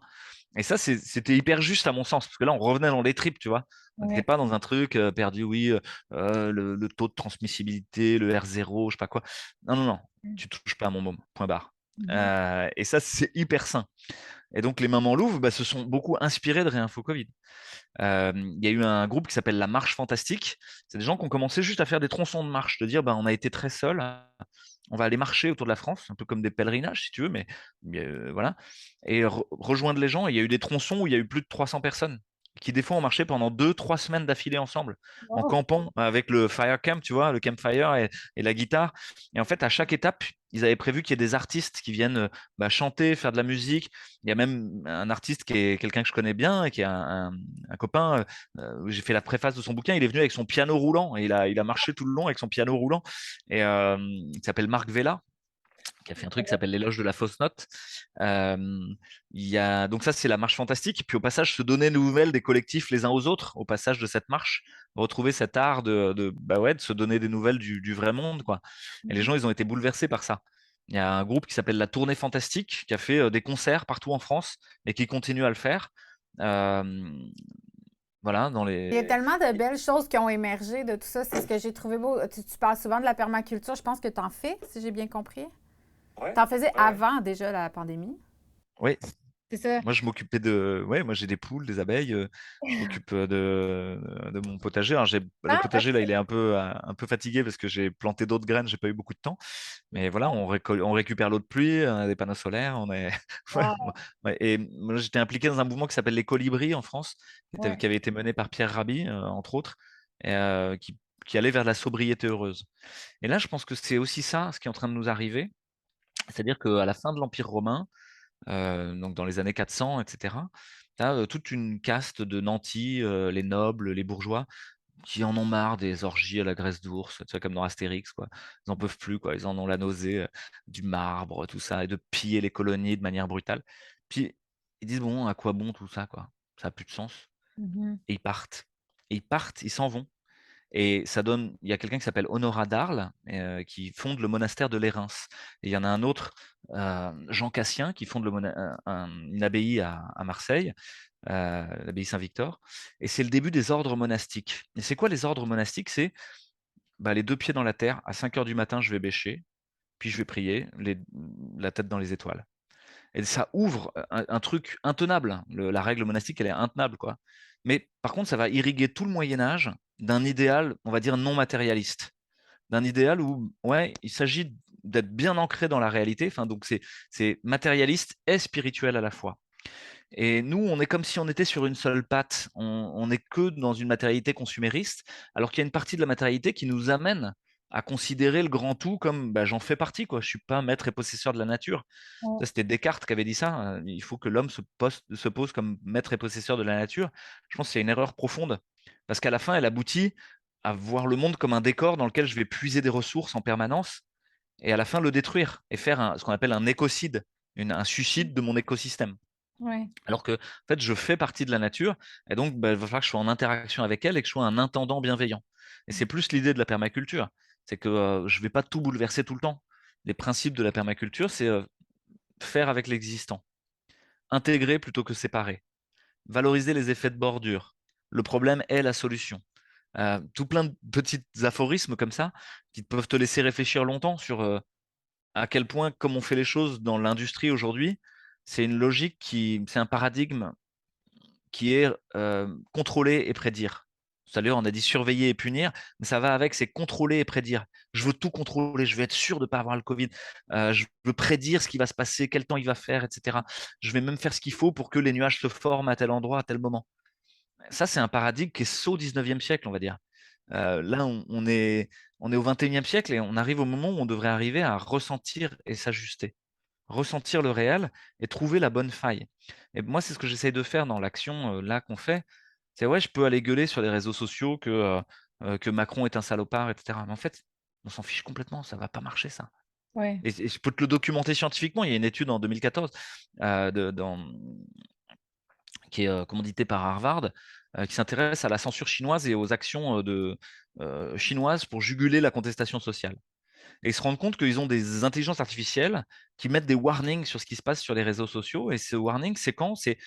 C'est quand il y a des appels à se regrouper et à l'action collective. Ça, ça c'est très dangereux pour le pouvoir chinois. Et en plus, quand ça commence à être lancé avec des adresses IP qui sont proches les unes des autres géographiquement, ouh là là, là c'est pas bon. Il y a des vrais gens qui vont faire des vraies choses dans le vrai monde, et ça c'est dangereux. Laissons-les gueuler sur Twitter ou sur Facebook, ça va aller. Wow. Là, on parlait tout à l'heure de ces gens c'est ce qui perdent leur énergie. Ouais, Ce qui s'est passé pour certains groupes Réinfo Covid, c'est-à-dire que des gens se sont retrouvés grâce à Réinfo Covid et d'autres. Donc déjà, ça, c'était bien, ils ont pris de l'énergie. Ils se sont ouais, dit, je suis pas seul, je suis pas fou. C'était hyper important vraiment. et de ne pas partir à la dérive. Et ensuite, ils se sont mis ensemble sur des fils Telegram, un réseau social X ou Y. Mais ensuite, ils ont utilisé le fil Telegram pour s'envoyer des news dégueulasses. La pédocriminalité à Buckingham, je sais pas quoi, tu vois, et la dernière de Macron, de Véran, le dernier tweet de Bill Gates et tout ça. En fait, ça plombe ton énergie, quoi. Vraiment. Là, tu perds tout ce que tu avais gagné à te mettre ensemble, ça te met dans l'impuissance systématique. Ouais. Et ben, il y en a qui sont restés bloqués là-dessus parce que justement, on tourne en rond et c'est parce qu'en fait, peut-être ils auraient encore espoir de revenir à un monde comme il était avant. Moi, si tu veux, j'ai déjà fait le deuil de ça et je pense qu'il faut passer une étape d'après qui est OK, maintenant, on sait, ça va, j'ai pas besoin qu'on m'explique plus. Je le connais, le projet mondialiste. Mais c'est ça, en même temps, je Il est pense qu'il marqué dans le faut, Great Reset. il faut passer par quand même la prise de conscience puis l'accès à cette information-là qui défait nos systèmes de croyances, qui nous bousculent. Mais comme tu viens de dire, c'est qu'il faut passer aussi à l'autre étape. Il ne faut pas rester là à juste continuer de s'entretenir. La quantité de vidéos, je suis sûre que tu en reçois plein. Là. Le monde qui nous envoie des nouvelles, des trucs qui sont super négatifs, qu'on sait déjà. Puis c'est rendu, je les regarde plus parce que je me dis, bon, je pense que je l'ai compris le topo maintenant. Qu'est-ce qu'on fait? C'est ça la question. Tu sais. Alors c'est paradoxal, la réponse que je vais te faire, mais c'est que je pense qu'à la fois c'est utile de continuer à dire ce que dit Klaus Schwab, à dire ce qui est marqué dans les AMM conditionnels, à dire euh, j'ai tué un moustique en passant, j'ai qu'une raque. Je me fais piquer tout le temps. Donc là, je respecte beaucoup la nature et tout ça, mais quand le moustique tigre arrive, tu vois, avec tout ce qu'on nous dit sur la vaccination par les moustiques et tout, j'ai tendance à agir vite, quoi. C'est bon. Avant que. Euh, ton chéri pourra couper éventuellement. Euh, Non, c'est charmant, il va pas couper. Mais donc, c'est quoi la prochaine étape? ouais, donc, et ce que je veux dire, c'est qu'il peut y avoir plusieurs actions à plusieurs moments et à plusieurs endroits et pas par les mêmes personnes. C'est-à-dire qu'on a peut-être tous une mission de vie qui est différente. Peut-être qu'il y en a, ça va être de maintenir le discours, de tenir au niveau scientifique. Tu vois, on a fait un groupe qui s'appelle le Conseil scientifique indépendant, euh, qui est avec un autre groupe qu'on voit pas, mais qui s'appelle Comprendre, et qui font des articles scientifiques. Et eux, ils veulent continuer à dire. Parce qu'ils se rendent compte que, bah, tu vois, ça fait 2 ans et demi, nous, on a dit dès le début, enfin 2 ans, sur les AMM conditionnels, on a dit dès le début, il y a marqué que les études ne sont pas faites pour étudier la transmission. Donc le pass n'a aucun sens. Parce qu'en Non. fait, on ne sait pas si ça diminue la transmission et qu'on sait plutôt que ça la diminue pas. Et c'était marqué dès le début. Sauf Mhm. que là, à la Commission européenne, il y a eu une audit de Pfizer et la représentante de Pfizer a dit ça. Elle a dit, bah, de toute manière, nous, on n'a pas fait les études pour la contamination, quoi. Donc, c'était pas le but, quoi, de diminuer la contamination. Et là, tout le monde a dit, ah, bah voilà.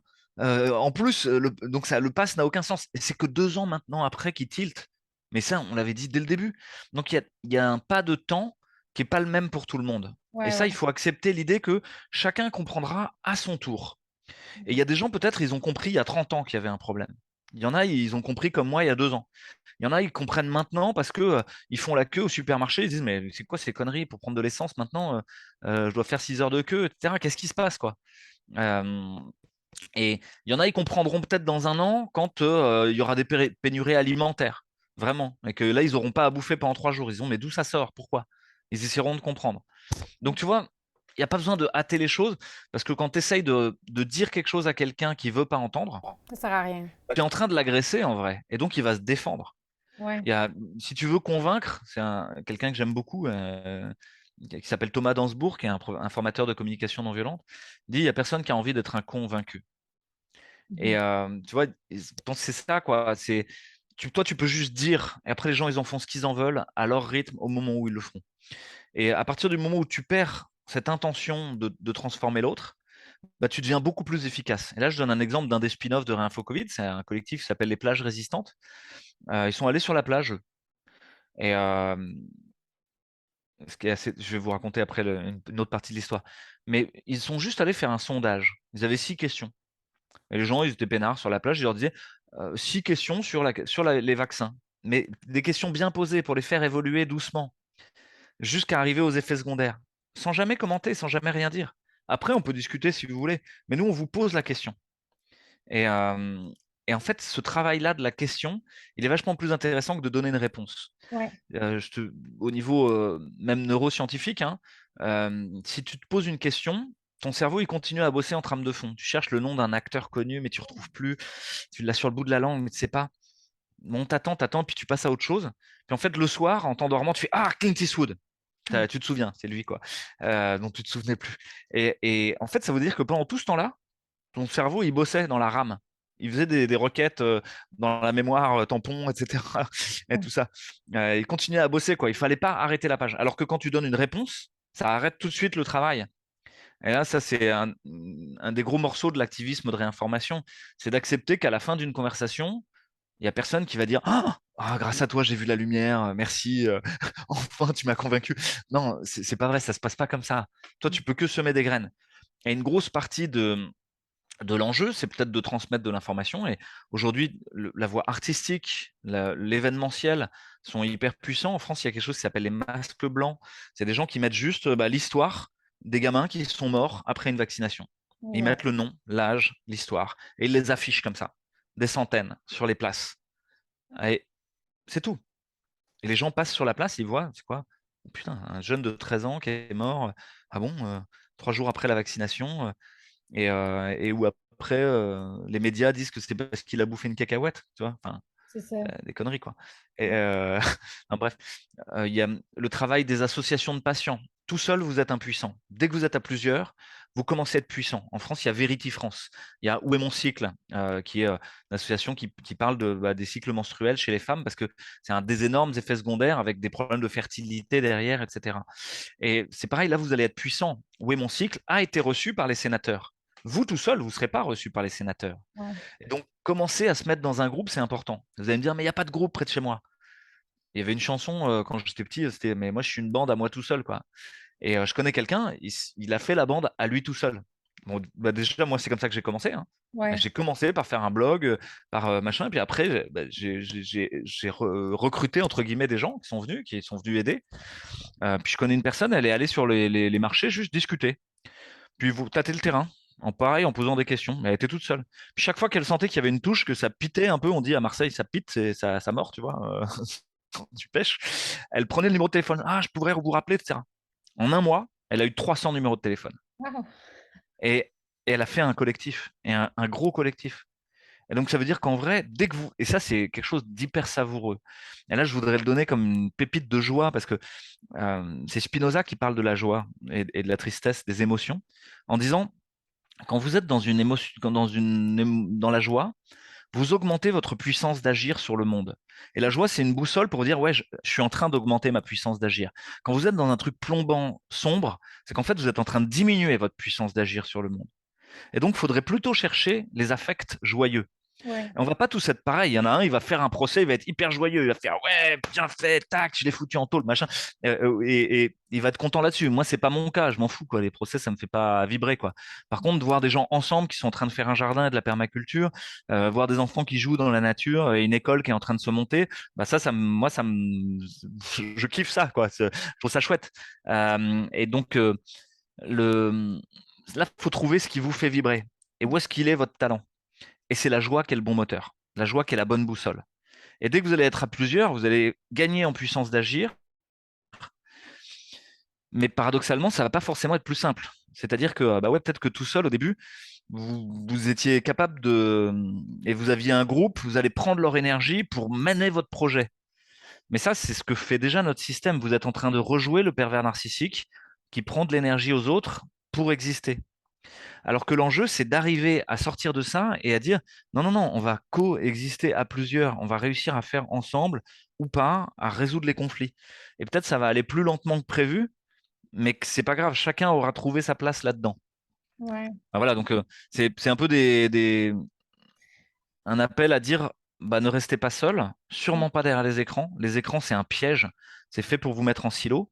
Ou alors, réappropriez-vous les écrans, c'est-à-dire, bah, comme toi, tu fais une émission, comme d'autres vont faire un média, comme d'autres vont faire un blog ou je sais pas quoi.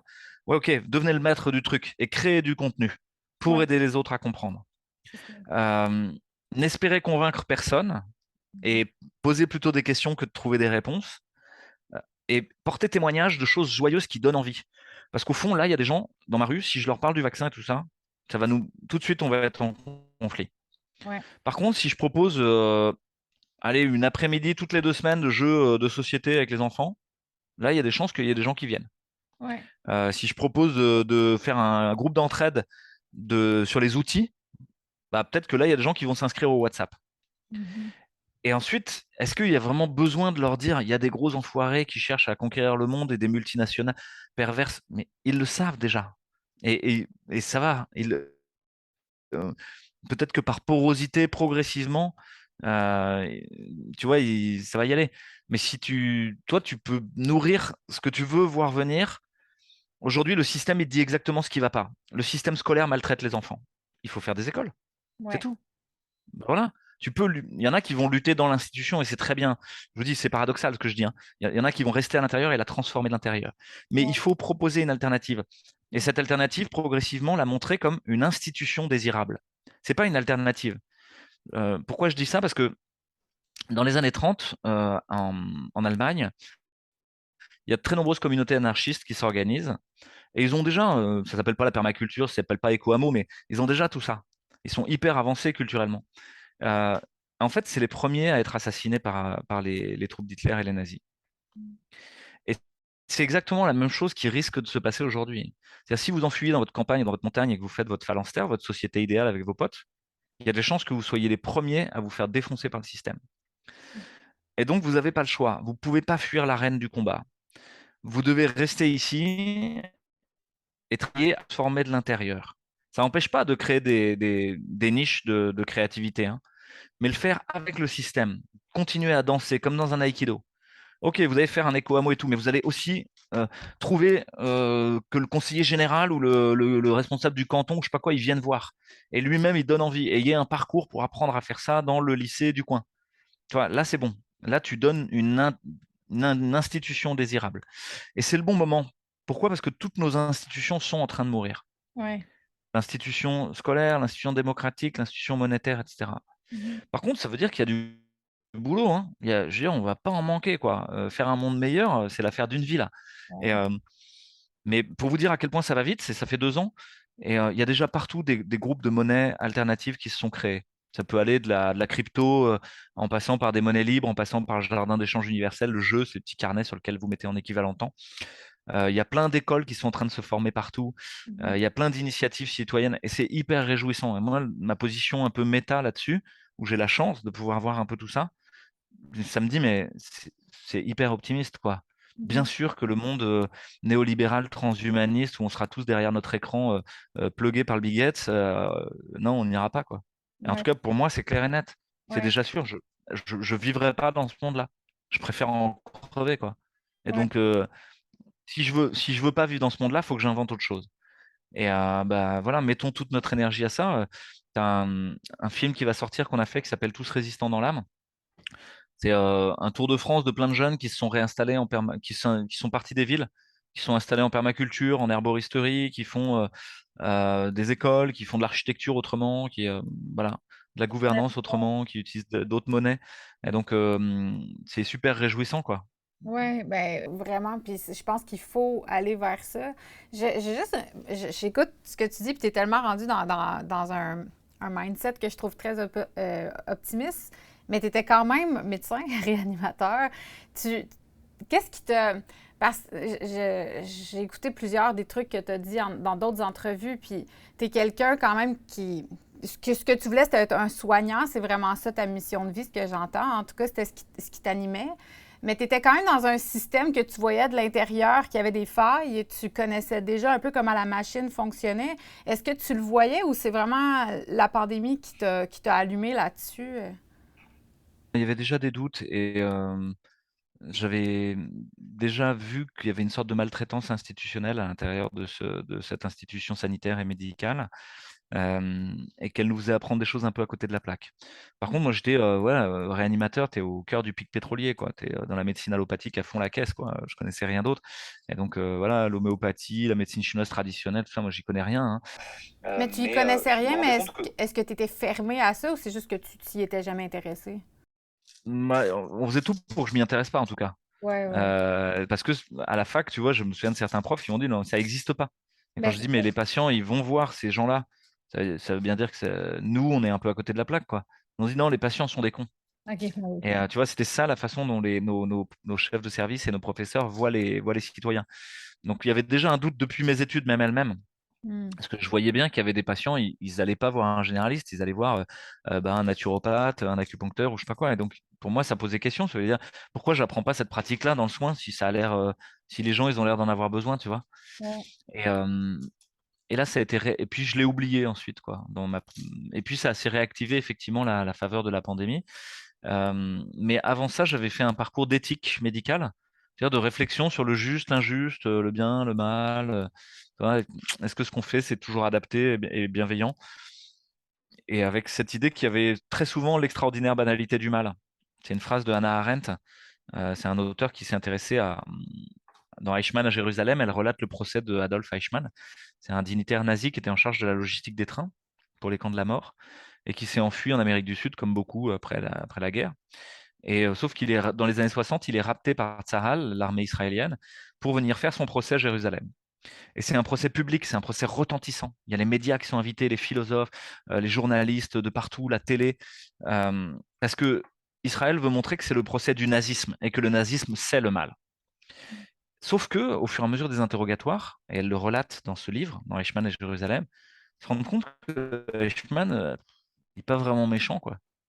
Il est juste con, quoi. Il est pas, tu vois, il en veut à personne, quoi. Il voulait juste que les trains arrivent à l'heure. Lui, c'est tout ce qu'il voulait faire, c'était les ordres. Il a appliqué les ordres. Et, euh, et elle raconte dans ce livre-là, mais dans d'autres aussi, de ce qu'elle appelle Amtssprache, le langage bureaucratique. C'est-à-dire plein de gens qui se réfugient derrière l'ordre qu'on leur a donné. Ouais. Ah, c'était la décision de notre institution. Mhm. Non, c'est les règles de l'établissement, vous comprenez, monsieur. Ah non, c'est le ministère qui nous oblige. Et qui ne reprennent jamais leur responsabilité individuelle de dire non, ces règles ne vont pas. Et qui sombre, et ça, quand elle l'écrit, c'est une déflagration dans l'histoire de la philosophie morale, hein. Il y a vraiment un éclair dans la pensée. Elle parle de l'extraordinaire banalité du mal. Hmm. Alors, ce qui est heureux, c'est qu'il y a aussi une extraordinaire banalité du bien.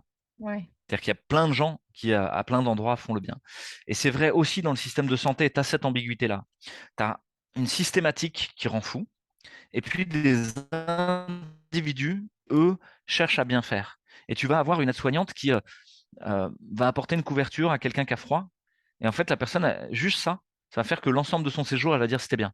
Pourtant, en fait, il y a eu une complication chirurgicale, il y a eu la peur, enfin voilà, il y avait rien qui allait, quoi. Mais juste cette petite attention-là, humaine, elle remet les choses.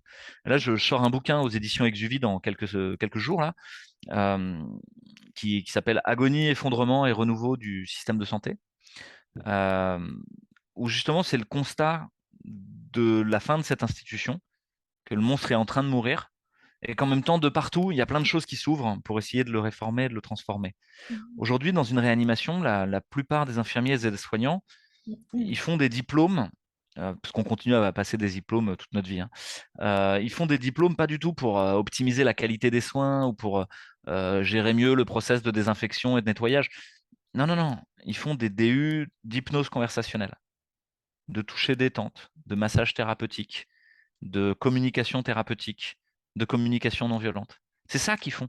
Donc, à l'intérieur même de l'institution, il y a déjà cette recherche très profonde du lien, et même dans l'administration.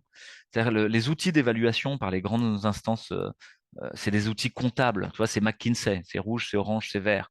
Est-ce que les chiottes sont bien fléchées? Est-ce que machin?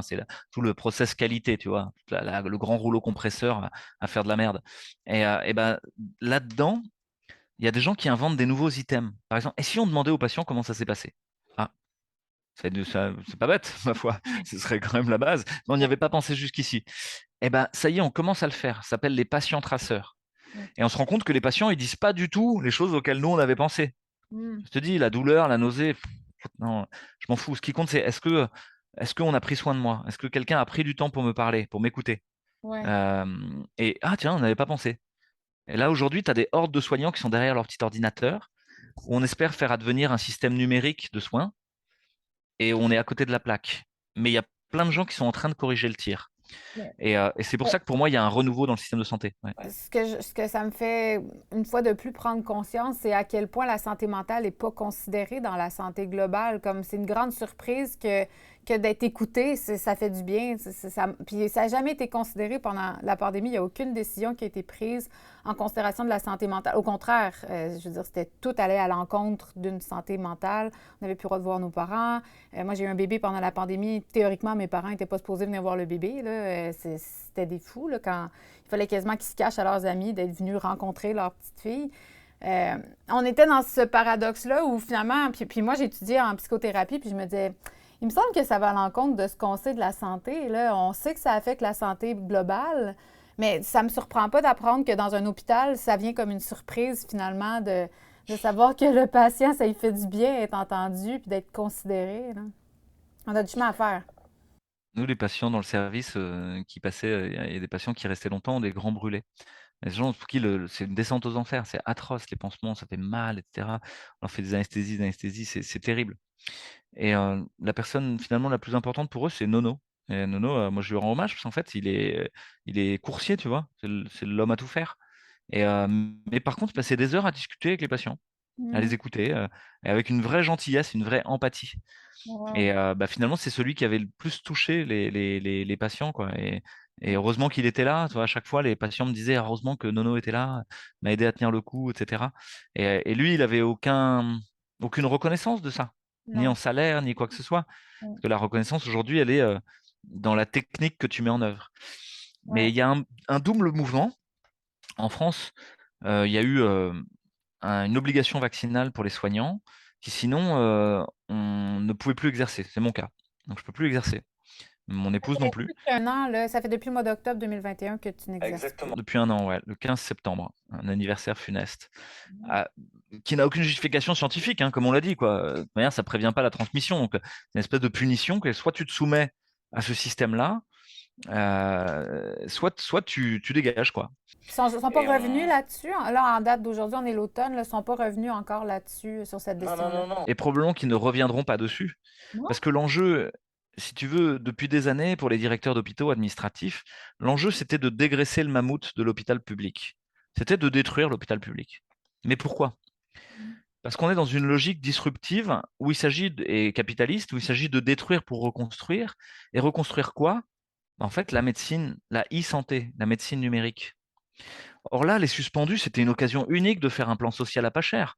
Là, tu peux débarquer tous les emmerdeurs en plus, tous ceux qui sont pas d'accord, tous ceux qui souhaitent le lien humain avant tout. Là, tu les gicles et ça te coûte pas un rond parce que du jour au lendemain, clac, ils ont disparu. Donc il y aura pas de retour en arrière. À mon sens, hein, peut-être qu'on arrivera à les faire plier, mais il n'est pas sûr qu'on ait envie de revenir. Et en C'est ça. France, tu as eu entre 50 et 150 000 soignants, mais il n'y a pas que des soignants, il y a aussi des gens, les pompiers, tous les gens qui bossent de près ou de loin avec les soins, donc des secrétaires, des gens qui s'occupent juste de faire des activités artistiques avec des patients handicapés, ils étaient concernés aussi. Et donc, tu as quand même près de 150 000 personnes qui ont refusé. Et cet été, il y a eu il y avait 5000 pompiers officiellement qui étaient suspendus. Et il y a eu des feux de forêt en France. Et ils ont dit, bah, nous, on veut bien rempiler, quoi. Voilà, on va venir aider, quoi. Le gouvernement a dit non. Oh Non, mon non, Dieu. non, vous pouvez pas venir, vous n'êtes pas vaccinés.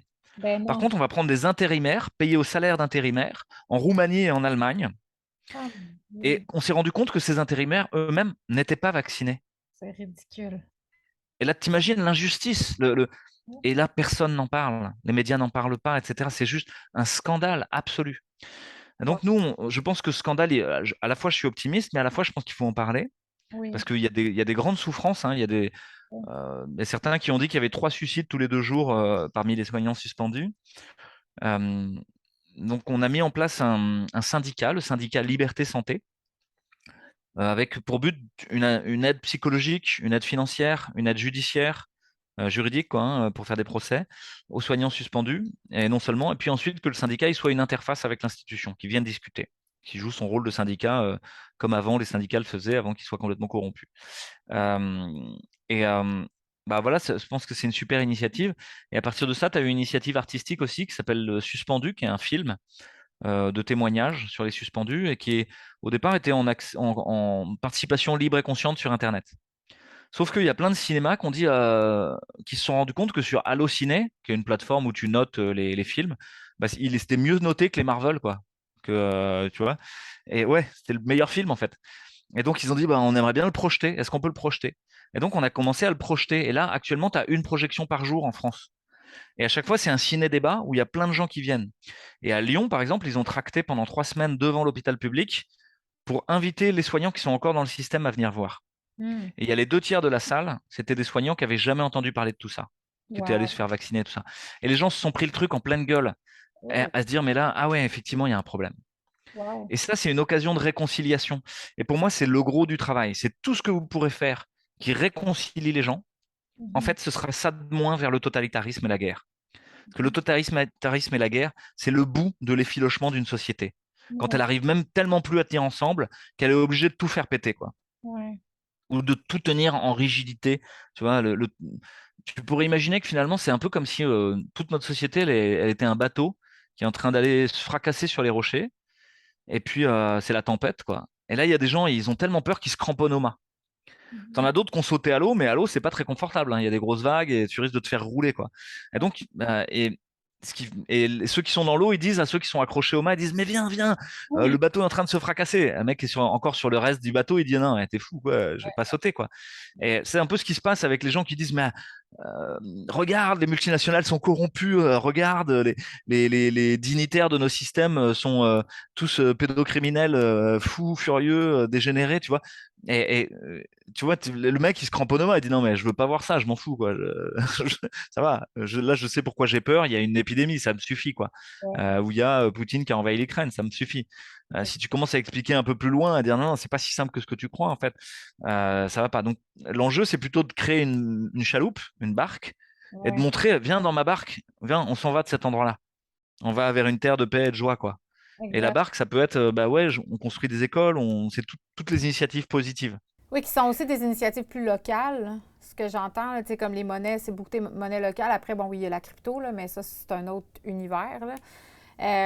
Mais écoute, on parle de monnaie, on parle d'argent. Tu as vécu quelque chose quand même d'assez particulier. Toi, tu t'es fait saisir ton compte en banque.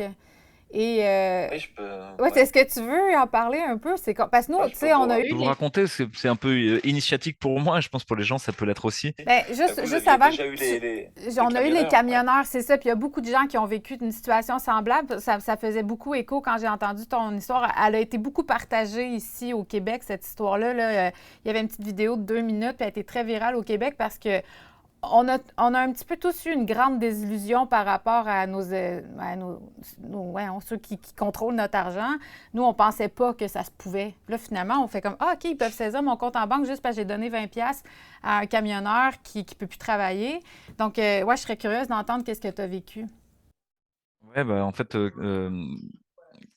Carole, mon épouse, elle est universitaire, elle est chercheure, elle était au conseil de fac, elle a un poste important où elle était euh, promise à une belle carrière de professeur à l'université. Et donc c'était un peu compliqué de la foutre dehors comme ça, d'un coup de pied au cul, parce que politiquement, c'était plus difficile que pour quelqu'un qui est balayeur, quoi. C'est pas normal, mais c'est comme ça. Et donc, ils ont tardé, d'autant plus qu'on a négocié. C'est-à-dire, Carole a dit, écoutez, moi, je me fais un test tous les jours, si vous voulez, quoi. Ça va? Je viens, je fais un test tous les jours. Mais je veux pas, je me vaccinerai pas. Et ils ont dit, ah non, non, c'est pas pareil. Mais c'est quoi l'enjeu? Si c'est de protéger les patients, moi, je vais faire comme ça. C'est même plus efficace, en vrai. Ouais. Ils ont dit non. Donc après, elle leur a dit, bon, d'accord, faites un papier, comme quoi vous prendrez en charge les effets secondaires. Euh, Vous signez là, quoi. C'est vous qui prendrez en charge financièrement, médicalement, etc. Les effets secondaires, si j'en ai, puisque vous m'obligez. Voilà. Ah non, non, non, non, on peut pas faire ça, etc. Bon, bah, alors vous n'êtes pas sûr de votre coup. Donc moi, j'y vais pas. Et donc tout ça, ça a pris un petit mois. Et elle a reçu finalement sa lettre de suspension que mi-octobre. Et mi-octobre, elle reçoit ça et ça veut dire bah tu vas plus bosser, c'est fini quoi. T'as plus de salaire, tu n'as plus de prestations sociales, tu cotises plus à la Sécu, tu cotises plus à la retraite, mais tu peux pas trouver un autre boulot parce que tu es encore salarié quand même. Donc Ouais. normalement, tu peux pas postuler à être serveur chez McDo, etc. Parce que tu as un contrat d'exclusivité avec l'assistance publique et avec l'université. Et pire, c'est que Carole, elle est universitaire. Normalement, il n'y avait pas d'obligation vaccinale chez les universitaires. Euh, mais ils l'ont fait quand même, contre la loi. Voilà. Euh, et voilà. Et là, en même temps, ils ont dit, au fait, il faut que vous nous remboursiez votre salaire du mois de septembre. Parce qu'elle n'était pas supposée travailler à partir du 15 septembre, c'est ça? Ouais, ouais, mais elle avait bossé, elle avait continué à bosser tous les jours et elle avait pointé qu'elle y était tous les jours, etc. Euh, et ils avaient versé le salaire sur notre compte.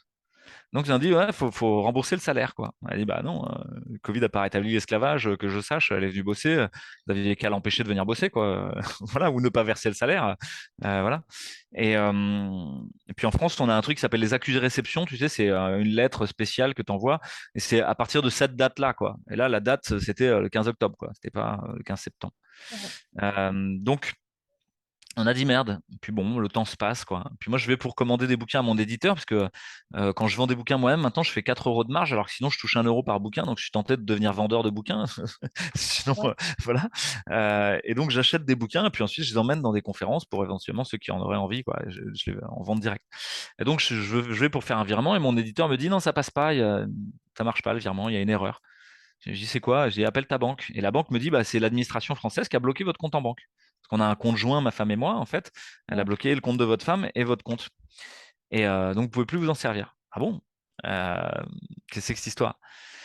Et qu'est-ce qu'il faut faire? Bah, faut payer. J'appelle mon avocat, il me dit, bah, faut faire quoi? Faut payer. Ah, je dis, non, je paierai pas. Payer. Mais dans le fond, il voulait que vous payiez, il fallait rembourser une partie de l'argent qui était dans le compte, c'est ça? OK. Rembourser mon salaire, en fait. Enfin, le salaire de Carole. Et je dis, non, je paierai pas, quoi. Donc, on avait commencé à vivre avec du cash. Et puis, au bout de 3 mois, on a reçu une petite lettre en disant, merci, vous avez résolu votre problème avec l'administration. Votre compte est à nouveau disponible. Et en fait, on a vérifié, ils avaient pris l'argent directement sur le compte en banque. Il s'était servi. Ouais. Et donc là, tu comprends, en fait, ton argent n'est pas ton argent. Et, C'est euh, et c'est un des trucs à bien, bien comprendre dans ce qui se passe là. Aujourd'hui, on est officiellement en France à 9% et demi d'inflation. En vrai, on est probablement à 19-25% d'inflation. Donc, de toute manière, ton argent est en train d'être détruit à vitesse accélérée. c'est clair. Ton épargne et tout ça, en France, tout le monde a un peu d'argent de côté pour ses enfants, Ouais. pour sa retraite, etc. Il est en train d'être détruit à toute vitesse. Donc, tu n'as pas le choix. Tu peux demander des conseils d'optimisation financière à des gens. Ils vont te dire d'acheter du Bitcoin, d'acheter de l'or, etc. Tu peux plus acheter du rouble, hein. En France, c'est interdit. Moi, je me suis renseigné. Tu peux pas acheter du rouble. Euh, donc, il n'y a pas de bon choix. Le seul bon choix, c'est bah, faut sortir de ce système de merde et remettre en circulation son argent. C'est-à-dire son argent, il doit nourrir directement des choses efficaces à faire transformer le monde.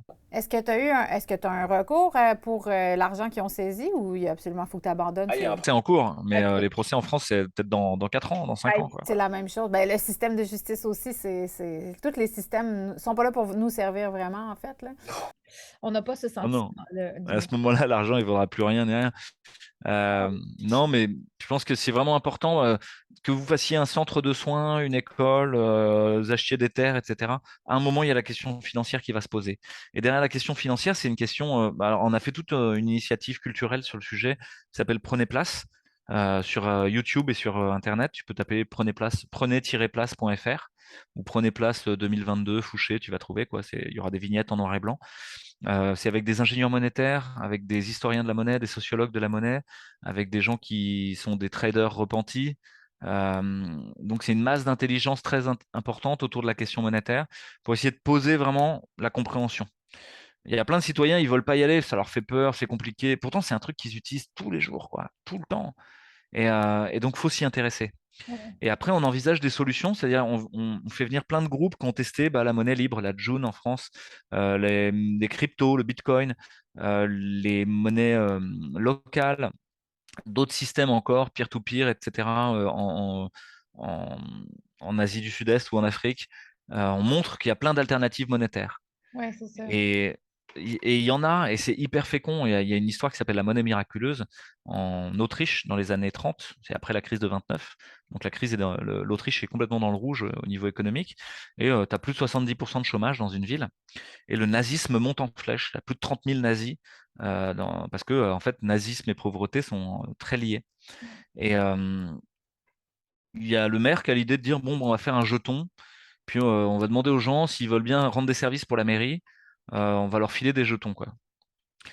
Et les gens demandent, mais je fais quoi avec mes jetons? Bah, tu vas au bar, tu demandes si tu peux boire un truc au bar, et voilà, on voit. Et en fait, au bout d'un an, tout le monde utilise le jeton. Et au bout d'un an, il y a 0% de chômage dans la ville. Parce Bon. qu'il y a toujours quelque chose à faire pour le bien commun. Mhm. Et il n'y a plus que 3 nazis dans la ville. Le parti nazi s'est complètement effondré. Parce que la ville va bien, quoi, en fait. Et à ce moment-là, l'État autrichien, sur les conseils des nazis, dit au fait, est-ce que vous nous changeriez votre jeton contre du shilling autrichien? Et là, ils acceptent. Et là, c'est l'erreur parce que d'un coup, l'État dit ah, vous nous changez, vous faites du change, et donc votre truc, c'est une monnaie. Vous êtes des faux monnayeurs, vous n'avez pas le droit. Et ils mettent les gens en tôle et ils arrêtent la monnaie.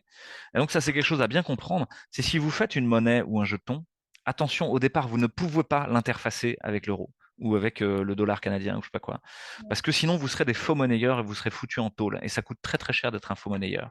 Donc, il Ouais. faut arriver à construire un système d'entraide cohérente et de confiance mutuelle cohérent qui est capable de résoudre les conflits, où la gouvernance du système monétaire est bien claire, c'est-à-dire qui crée la monnaie? C'est qui notre banque centrale? Ouais. Peut-être c'est un tirage au sort parmi nous tous et ça tourne. Par exemple, tu vois, il y a plein de façons. Comment on crée un conflit, on fait un conflit, etc.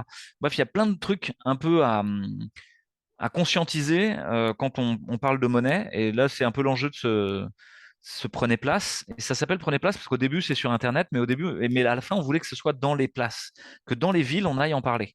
Et donc aujourd'hui, tu as un événementiel qui circule artistique où tu as plein de haut-parleurs et de micros, etc. Et on se met sur les places et on va discuter tous ensemble à distance de la question monétaire, comme ça. Donc là, c'est en train de. On l'a fait à Aix la semaine dernière, le week-end dernier. Puis on espère qu'il va y en avoir partout. Comme suspendu, il y en a où partout, comme la marche fantastique, comme petit à petit, on essaye que ce soit un peu viral ce qu'on fait. Oui, ben en fait, c'est la seule façon parce que c'est sûrement pas les médias de masse qui vont reprendre ce que vous faites pour en parler. Mais du moins, c'est ça qui est bien aussi, c'est qu'on a l'alternative de pouvoir utiliser Internet pour se consolider puis se réseauter, là. Mais félicitations pour toutes ces initiatives. C'est pas comme si tu en avais juste une, là. C'est assez impressionnant que tu sois derrière autant de projets citoyens. Puis ça doit être super énergisant aussi d'être dans l'action, pas rester passif par rapport à ce qui se passe. J'ai l'impression que ce que j'entends quand je fais des soirées où on rencontre des gens, les gens qui ont été isolés, c'est ce qu'ils ont trouvé le plus dur. C'est, comme tu disais tantôt, c'est le sentiment d'être fou, d'être seul, d'être totalement isolé. Puis c'est tellement important de le revivre en communauté, de se tenir la main finalement, puis se dire qu'on n'est pas seul là-dedans, parce que comme tu disais tantôt, les liens sociaux, c'est super important. Tu sais. Ouais, puis toute cette histoire, elle a même effiloché les liens familiaux parfois, des liens qu'on pensait inconditionnels, et on se retrouve en bisbille avec ses parents, avec ses enfants ou avec sa belle-sœur, son beau-frère. Euh, Ça, c'est super dur. Et il y a pas de plus grand deuil en vrai que de perdre sa famille, quoi. C'est comme, il y a plein de gens qui sont un peu orphelins en vrai. Et il y a comme une famille d'âmes qui se reconstitue. Et il y a des personnes âgées. Alors tu dis, t'es derrière, hein. Moi, je suis derrière pas grand-chose. J'ai lancé une initiative en disant, mais on peut le faire. On est puissant. On est puissant, quoi. Tu vois, ça me fait penser à un film qui s'appelle Freaks the Mighty, les puissants, quoi. C'est un petit garçon qui est handicapé, quoi, et qui arrive quand même à aller arpenter le monde avec son copain qui est un gros costaud et qui le porte sur ses épaules. Et ben, moi, c'est un peu ça, quoi. Peut-être je suis handicapé, mais j'avais besoin de gros costauds derrière pour m'aider à faire les réseaux sociaux, etc. Et de donner l'idée simplement, de dire, mais viens, tu peux m'emmener là-bas, quoi. Et, Ouais. vraiment, on peut le faire. C'est hyper joyeux de le faire. Et là, tu vois, il y a plein de gens qui viennent me voir en disant, ah, t'as plus de salaire, machin, ça doit être dur et tout. En fait, je suis beaucoup plus heureux qu'il y a 3 ans, quoi. Ouais. Je passe mon temps à rencontrer des gens géniaux, à voir des initiatives merveilleuses se mettre à jour. Je suis rempli d'une richesse de relationnel qui vaut tous les euros du monde, quoi. En fait, je m'en fous, quoi. Et tu te rends compte aussi que à partir du moment où tu as confiance là-dedans, dans la vie, en fait, il n'y a pas de problème réellement de survie. c'est ça. avoir un toit, avoir de quoi bouffer et tout. Ouais, peut-être qu'un jour, je devrais quitter cette maison parce que j'aurais pas de quoi la payer. Et alors, je... on ira ailleurs, quoi. Ce sera aussi joyeux. Et en fait, là, il y a des gens, ils m'ont abonné à un panier de légumes, tu vois, juste pour que j'ai de quoi manger. Bah, moi, ça me va, hein. Et Mhm. donc, toutes les semaines, j'ai un panier de légumes qui m'est payé par quelqu'un. Ah, c'est gentil. Et en fait, il y a plein d'entraide. Et moi, je vais aider à d'autres endroits, tu vois. Et Ouais. chacun, si on s'entraide les uns les autres, il y a aucune peur à avoir. Il y a un livre de Thich Nhat Hanh qui s'appelle Il n'y a ni peur, ni mort. Et pour moi, c'est ça, hein. Il n'y a ni peur, ni mort. Pour sortir de la peur, je finirais là-dessus. C'est quoi la clé, en fait, pour plus rester dans la peur? Puis, parce qu'on s'entend que c'est une énergie qui paralyse, qui sidère la peur. C'est quoi les options qui s'offrent à nous si on veut des outils concrets pour sortir de ça? Ouais, je peux en donner un, peut-être un premier. Je pense qu'une partie de la peur, c'est justement de se soumettre à de l'information, se nourrir d'informations ou de choses qui nous rendent malades, qui nous mettent dans la peur. Faut comprendre que l'humain, il se nourrit de nourriture, certes, qui le construisent. Et à la fin, s'il se nourrit que de Big Mac, bah, il va être un Big Mac, quoi. Et vous avez peut-être tous vu Super Size Me? Super Size Me, voilà, il finit malade, le mec, quoi, quand même. À la fin, il finit par être un gros Big Mac, quoi. Et donc, on est ce dont on se nourrit. Mais symboliquement, on est ce dont on se nourrit aussi au niveau informationnel. Si je passe mon temps à lire des romans noirs, à regarder des fils Twitter et Telegram sur des trucs glauques et tout, mais à la fin, je vais être pourri de toute cette glauquitude, quoi. Donc, il y a un moment, faut se dire, mais là, moi, je dois prendre soin de moi. Avant de vouloir sauver le monde, avant de vouloir changer quelque chose, c'est juste le noyau que je suis, je dois en prendre soin. Mhm. Et peut-être ça consiste à d'abord se protéger. Et ça, c'est quelqu'un qui s'appelle Masanobu Fukuoka, qui en parle dans un livre qui s'appelle La révolution d'un seul brin de paille, hein, qui fonde un peu la permaculture, où il parle du non-agir, de l'art du non-agir. Mais c'est vrai dans tous les arts martiaux, et c'est très présent chez les Japonais dans les arts martiaux, c'est avant de vouloir défoncer l'autre, avant de vouloir agir ou faire quelque chose, est-ce que j'ai commencé par ne pas faire ce qui me rend toxique? Et ce qui est marrant, c'est aussi ce que dit Hippocrate, il dit au médecin, il dit, avant de vouloir guérir quelqu'un, est-ce que tu t'es assuré qu'il a renoncé à ce qui le rend malade? Mm. Euh, Est-ce que vous avez renoncé à ce qui vous rend malade? Et là, il y a du boulot, hein, parce que c'est tout l'art de la non-violence gandhienne, c'est tout l'art du boycott. Et parfois, ça va être dur de renoncer, de dire j'arrête le numérique, j'arrête de consommer dans des supermarchés, j'arrête ci ou ça. Et vous Ouais, allez vous rendre compte que tout seul, vous pouvez pas. Vous êtes tissé au monde. Vous en faites partie. ouais. Et donc, si tout le monde fait comme ça, va peut-être falloir trouver un groupe pour réussir à bouffer autrement. Et donc, à Toulouse, mais à plein d'endroits, il y a des groupes qui se sont créés pour s'achalander en nourriture autrement. Aller voir les agriculteurs locaux, négocier les prix, prendre des produits bio et tout ça, et diminuer tout ce qui pouvait, aller vers l'autonomie petit à petit par rapport aux multinationales et aux grandes. Voilà. Donc, si vous êtes autonomiste et que vous passez votre vie à acheter des trucs sur AliExpress ou sur Amazon, ok, vous pouvez vouloir changer le monde, mais peut-être ça commence là, quoi. Il y a des trucs du non-agir. Je ne fais pas ça, quoi. Christiane Singer, elle dit aussi, donc c'est un penseur qui fait tout le temps le grand écart entre un constat très noir sur le monde et en même temps que ça suinte de sens. Et moi, j'aime beaucoup cette vision-là. J'essaie de la cultiver aussi en hommage à cette femme. Euh, et bah ouais, bien sûr que c'est noir et sombre, mais que partout, il y a des brèches, il y a des fissures, il y a des failles. Et est-ce que je suis assez courageux pour y aller? Euh, et pour être assez courageux, je peux les explorer, je peux regarder déjà ce qui a été fait, je peux être prudent. La prudence, c'est l'intelligence du courage. C'est Mhm. pas je fonce tête baissée, ok, je vais foutre des panneaux solaires partout, je vais m'isoler dans la campagne avec ma Kalachnikov, etc. Non, non, non. C'est ok, qu'est-ce qui a été fait et qui est possible là, à ma mesure, à mon échelle, avec mon énergie, où j'ai de la joie, etc. Mhm. Et vous commencez, est-ce que ça vous est possible de faire un jeu numérique de 3 jours? Si ça, déjà, c'est pas possible, euh, voilà. Ensuite, une semaine, 2 semaines. Et vous allez vous rendre compte que tout seul, c'est pas possible. Par Ouais. contre, si vous animez des choses avec les copains, que vous êtes déjà donné rendez-vous, que vous avez prévu une soirée jeu, escape game, parce qu'il s'agit de s'enfuir de ce système, que vous avez fait, je sais pas, de la bouffe ensemble, de faire une raclette. On n'a plus le droit de faire des raclettes en France bientôt, mais C'est terrible! l'électricité, quoi, impossible. Euh, Vous avez entendu ça, faut prendre les douches à plusieurs, prendre des douches froides. Il y a une députée européenne ou je sais pas quoi qui a dit quand vous prenez une douche froide, vous dites à la fin prends ça Poutine. Ah mon Dieu, mais c'est le délire, hein, c'est Ouais. fou. Délirant. En anglais, elle ose dire ça, quoi. La fille, elle est ministre ou je sais pas quoi, ou députée. Elle dit, You take a cold shower and then you say, take that, Poutine. Et je dis, Oh mais mon Dieu, Mais incroyable. comment ils... encore une quelconque crédibilité. Enfin, bon, Oui, voilà. ça. Et, La question se pose. ouais. Donc voilà, c'est peut-être sur la peur, commencer par se débarrasser de ce qui fait peur. Ça veut pas dire que ça n'existe pas, hein. Je dis pas qu'il faut faire l'autruche. Je dis, vous veillez à vous-même, vous en protégez. Vous savez où on veut vous emmener. Tous des gens qui ont entendu parler de Klaus Schwab et du Great Reset et du Forum économique mondial, ils savent. Ok, les transhumanistes, vous écoutez Laurent un peu Alexandre et Laurent Alexandre ou Yuval Harari, vous savez quoi. Hein, il y aura les dieux, il y aura les inutiles, il y aura les pauvres, il y aura les riches. Ok, on a compris quoi, ça va. Ouais, C'est pas nouveau si vous voulez, ça c'était déjà présent depuis longtemps dans nos sociétés. C'est le ouais, retour à une société de caste avec les brahmanes et les intouchables. ouais. Ok, c'est l'héritage indo-européen qui se perpétue finalement. Bon, ok, ça va. Maintenant, bah, moi je vais faire tout pour qu'il y ait des Choix. bâtons dans les roues à ce truc-là. C'est ça. Mais maintenant, c'est de choisir autrement. Maintenant qu'on en est conscient, on a quand Ouais. même le libre arbitre. On peut sortir de ça. Mais c'est dur, parce que je te donne un exemple, tu décides, ok, moi je vais non agir, je vais arrêter de fumer. C'est pas parce que tu as décidé d'arrêter de fumer que tu arrives à arrêter de fumer. Non, ça fait quelques En fait, jours que c'est j'essaie hyper dur. d'arrêter le sucre, là, puis je trouve ça très difficile. Très, très difficile. Ah, Le sucre, Ouais. c'est des grosses addictions. Et il faut considérer que les choses telles qu'on les vit, c'est des addictions. C'est facile, c'est confortable, ça va plus vite, etc. Et donc, il va falloir trouver le fond de mais pourquoi je veux arrêter ça? Et souvent, c'est avec l'aide des autres. Il y a des Ouais. gens qui ont un gros ancrage, qui ont les bottes bien ancrées sur terre. Mhm. Mais des drogues aussi dures que l'alcool, que le tabac et tout ça, souvent, j'ai besoin de l'aide des autres. Et cette aide, c'est très souvent juste de l'écoute empathique. On revient à ce qu'on disait tout à l'heure. C'est-à-dire que une des choses qui a révolutionné la prise en charge de l'addiction alcoolique, c'est les groupes de pairs, c'est les alcooliques anonymes. C'est le fait de pouvoir se réunir et en parler. Et là, finalement, avec les collectifs locaux, on a ça. On pourrait se dire, OK, on est réunis dans un faux Covid machin.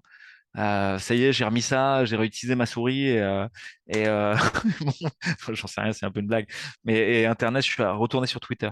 Mais je vous donne un exemple. Moi, j'ai créé un Twitter perso parce que je voulais pas être que Réinfo Covid petit à petit. Puis le but de Réinfo Covid, c'est que ça meure, hein. À la fin, l'enjeu, c'est que ça s'effondre et que ça devienne autre chose. Ouais. Que ce soit une chenille et qu'il y ait des papillons qui sortent de partout, quoi. Ouais. Et donc, on sait depuis le début, quoi. On va pas se cramponner à Réinfo Covid. On veut sortir du Covid, on veut sortir de la réinformation, on veut que ça aille vers d'autres choses. Ouais. Et tant mieux. Euh, Ouais. donc, je fais un Twitter et je me rends compte que quand tu mets le doigt dans Twitter, bah, tu voulais y mettre 10 minutes, bam, il t'a bouffé 1 heure et demie, quoi. Que Ouais. tout est bien fait, les vidéos sont bien faites, tu peux ne pas arrêter de voir des petites vidéos sympas, un mec qui fait un commentaire qui est pile comme tu penses et tout, et que c'est bien fait pour te mettre en silo dans ta pensée et te faire penser que tu as raison et avec un semblant de contradiction. Parce que les mecs en face vont toujours être veuls, méchants, brutaux.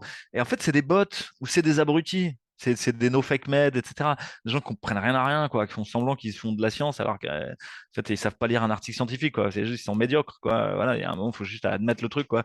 Et en plus, ils sont payés, quoi. Quand tu fais un article pour les No Fake Med, il y a quelqu'un qui a dit, voilà, moi, je touche 3000 balles ou 5000 balles à chaque fois que je fais un article de debunking, etc. Tu vois. Bon, bah, ok.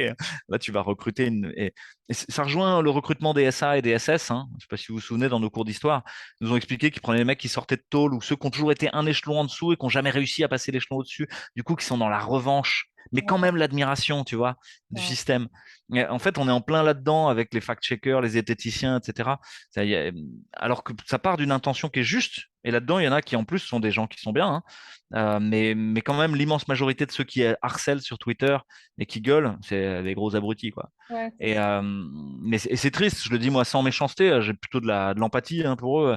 Je pense qu'ils ont trouvé la bonne place, quoi. Peut-être qu'ils ont des vrais talents à d'autres endroits, mais pas au niveau scientifique, quoi. Non, clairement pas, quoi. Et qui sont pris Ouais, là dans une religion, quoi. beaucoup de haine sur les réseaux sociaux. Moi, j'en vis énormément, là. C'est ça, à un moment donné, c'est pour ça que ça devient. C'est plus juste la peur, mais c'est se débarrasser aussi de cette haine ambiante, là. Il faut trouver un moyen de couper avec ça parce que ça mine vraiment le moral. Ouais. Et à partir du moment où tu coupes Twitter, etc., tu as beaucoup fait pour le monde. C'est oui, je parlais de Christiane Singer, elle dit ça, elle dit toute la joie que tu ne mettras pas dans cette journée n'y sera pas. C'est vrai. Ouais. et Et en fait, bah voilà, tu es convoqué à ta responsabilité, hein. C'est Mm. qu'est-ce que je vis aujourd'hui? C'est moi qui choisis. Je veux être dans la peur de Bill Gates, de Macron et de Trudeau, ou je veux être traversé de ça en permanence, ou au contraire, moi, je veux être traversé de beauté, de joie, de paix, de créativité, etc. Mais Mm. ça, en fait, c'est toi qui choisis, hein, parce que qu'est-ce que tu bouffes? Il y en a de la créativité, de la beauté. Et à partir du moment où toi, tu vas te mettre à bouffer ça, tu vas en rayonner aussi. Et tu vas le mettre en résonance. Et, quand vous retweetez un message, dit autrement, quand vous retweetez un message de Trudeau, vous faites vivre Trudeau. Mhm. C'est vrai, t'as Vous le raison. mettez en résonance. Vous Ouais, devriez le laisser dans les limbes. Il n'existe plus, quoi, en fait. ouais, ouais. C'est arrêter de donner de l'attention à ça, finalement. Vous Écoute, nourrissez le monstre. Ouais. ah, ben oui, c'est ça. Ça fait partie du processus, je pense, là, s'il faut comme arrêter de nourrir la bête. Je veux vraiment te remercier pour ton temps. C'était super intéressant de t'écouter parler. Tu as plusieurs livres auxquels tu as participé. Tu m'as envoyé les liens. Ce que je vais faire, c'est que je vais les mettre en lien parce que je sais que tu as pu ton revenu, en tout cas, de médecin. Alors, ça me fait plaisir de mettre tous les livres. Quand la vidéo sortira, peut-être tu en auras des nouveaux parce que je sais que tu as de nouveaux projets qui s'en viennent. Donc, je mettrai tout ça Ouais, ce qui est en chouette, c'est qu'il y a description. projets. Alors, il y en a plein qui sont bénévoles, en fait. Puis il y en a quelques-uns où je touche un peu quelque chose. On peut pas vivre vraiment d'un livre, mais bon, c'est quand même pas mal. C'est comme si tu avais planté un arbre et que de temps en temps, il a des fruits, quoi. C'est Oui, quand même, ouais, c'est ça. c'est quand même sympa, quoi. C'est le fun de le manger quand il est là, mais c'est sûr que ça doit pas être suffisant. Exactement. Ouais. Donc, il y a un premier livre qui est sorti aux éditions Guy Trédaniel qui s'appelle Tous résistants dans l'âme et qui parle du néolibéralisme, du transhumanisme, des impasses en fait du déferlement totalitaire en cours, et puis des pistes de sortie qu'il y a justement par l'art et la beauté. Et pour moi, la question de l'artisanat est très importante, Mhm. une sorte d'art militant qui célèbre la beauté et le lien à la matière et à la nature. Par la permaculture et une sorte d'écologie intégrale qui n'est pas du tout l'écologie à la con qu'on nous vend avec le réchauffement climatique, hein. C'est pas avoir plus d'éoliennes et des voitures solaires.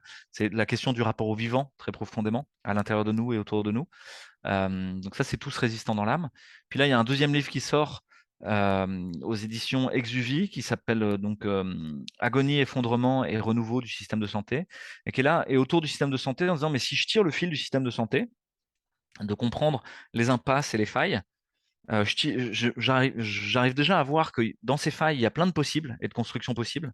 Et il y a plein d'initiatives super chouettes de santé qui sont en train d'émerger de partout. Et c'est super foisonnant et c'est hyper intéressant. Et donc, il y a carrément moyen de soigner autrement pour tous les soignants suspendus. Peut-être que c'est un signe du destin pour dire, mais vous pouvez soigner autrement, en fait.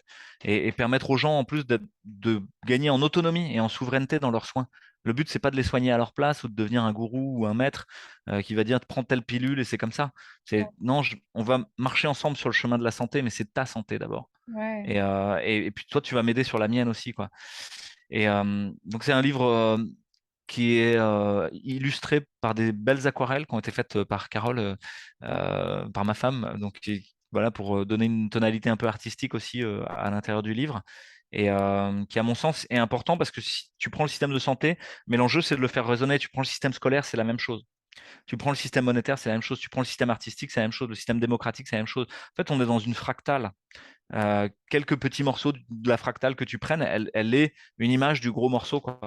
Mhm. Et donc, ça aide à comprendre le monde dans lequel on vit. Et j'ai plusieurs relecteurs qui m'ont dit, alors moi, j'espérais pas ça, hein, j'en espérais pas tant, pas pour faire le beau ni rien, hein, mais qui m'ont dit, mais vraiment, t'as permis de mettre des mots sur des choses que je comprenais instinctivement et où là, maintenant, c'est bien clair et ça me permet de comprendre le monde dans lequel je vis. Mhm. Et donc ça, c'est un beau compliment que j'ai reçu.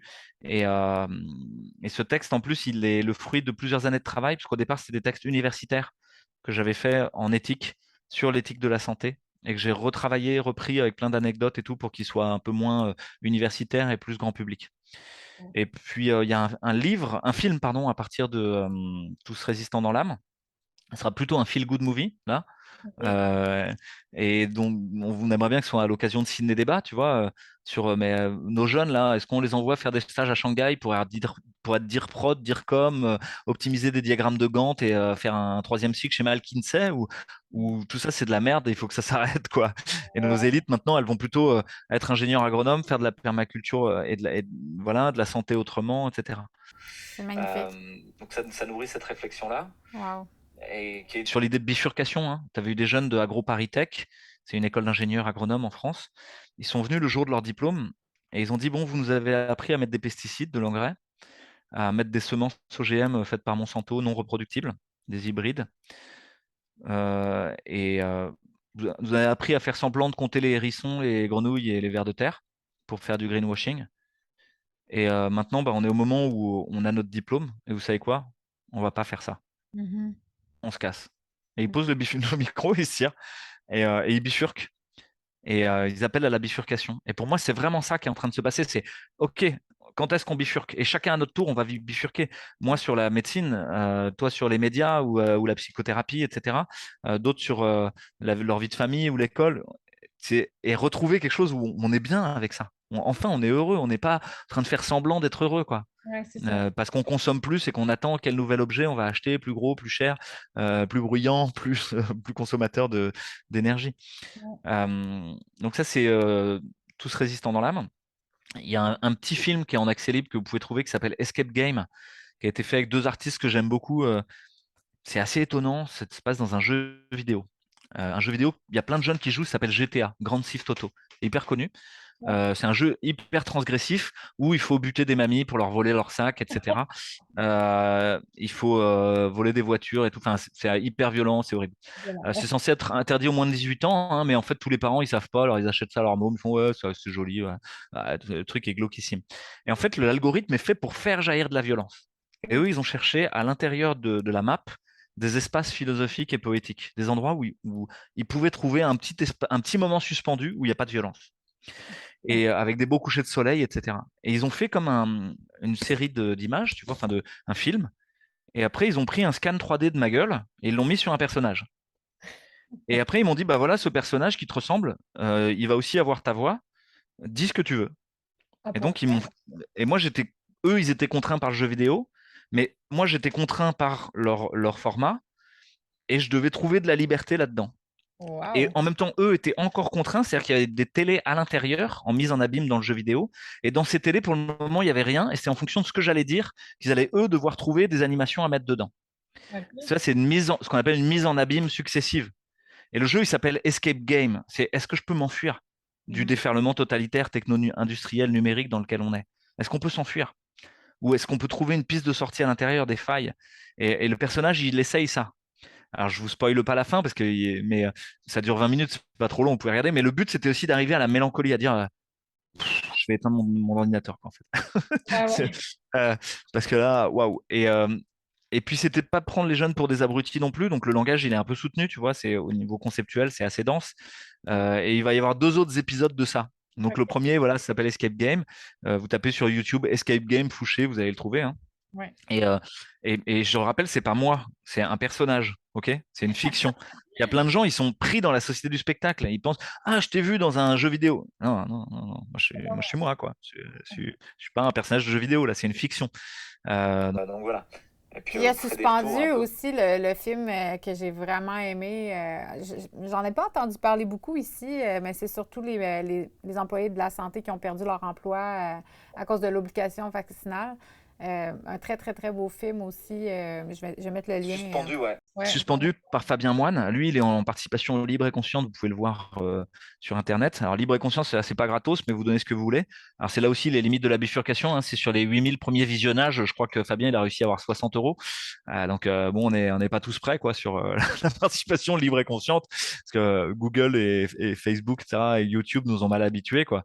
Ils nous ont Ouais. fait croire que c'était gratos, alors qu'en fait, ils passent leur temps à nous sucer notre énergie, en vrai, hein, Ouais. et à nous pomper notre énergie, quoi, et à faire du pognon avec. Donc ça s'appelle Suspendu. Vous pouvez le trouver ouais, vous tapez Suspendu Fabien Moine, et vous allez trouver le film. Ça s'appelle Suspendu, des soignants entre deux mondes.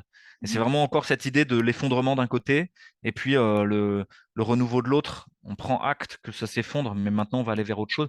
Et tout mon bouquin, il est dans la suite de ça. Et c'est Fabien, mon éditeur, justement. Ah oui, OK. Parce que c'était dans la suite de ce film-là. Et on a essayé d'y mettre de la beauté. Donc le film, il y a des scènes de danse intercalées Ouais. où la danseuse, elle a vraiment écouté toutes les interviews longue durée. Pour le coup, elle s'est tapé des heures et des heures de rush Ouais. pour essayer de retranscrire ce qu'elle ressentait à travers les mots. Et après, ça s'est passé dans un hôpital désaffecté qui a Ouais. été trouvé par des jeunes qui faisaient ce qu'on appelle de l'urbex, de l'exploration urbaine. Euh, et donc, pendant le tournage, il y avait des flics qui essayaient d'attraper l'équipe de tournage. C'est un peu rigolo, quoi. Ouais. Et, et voilà. Et donc, ouais, ça s'appelle Suspendu, quoi. Après, il y a Bravo. plein d'autres initiatives artistiques. Il y a l'initiative monétaire dont je vous ai parlé, hein. Et moi, je vous invite à faire la vôtre, quoi. Pas forcément suivre juste ce qu'il fait, mais il y a des livres de témoignages qui sont en train d'être faits. Je connais des chefs de service qui sont en train de faire un musée du Covid, un peu comme un musée de la Shoah. Bon, Ah, mais pour le moment, c'est un peu secret parce qu'ils veulent pas se faire prendre, mais pour montrer quoi, ce qui s'est passé.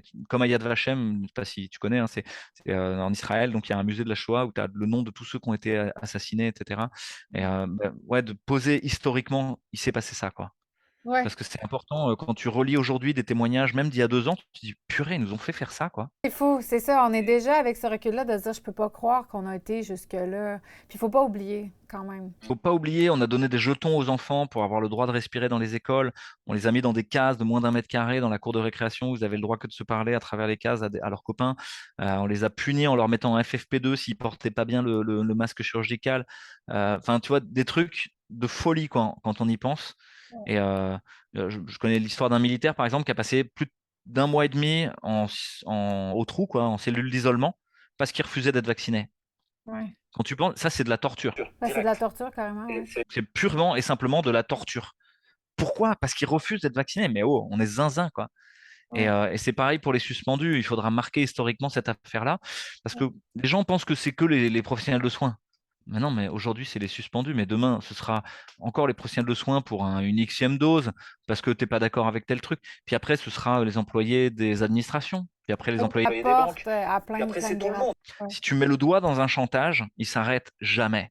c'est Et clair. donc, il n'y a aucun chantage à accepter, jamais. Mais c'est dur, le prix à payer est lourd.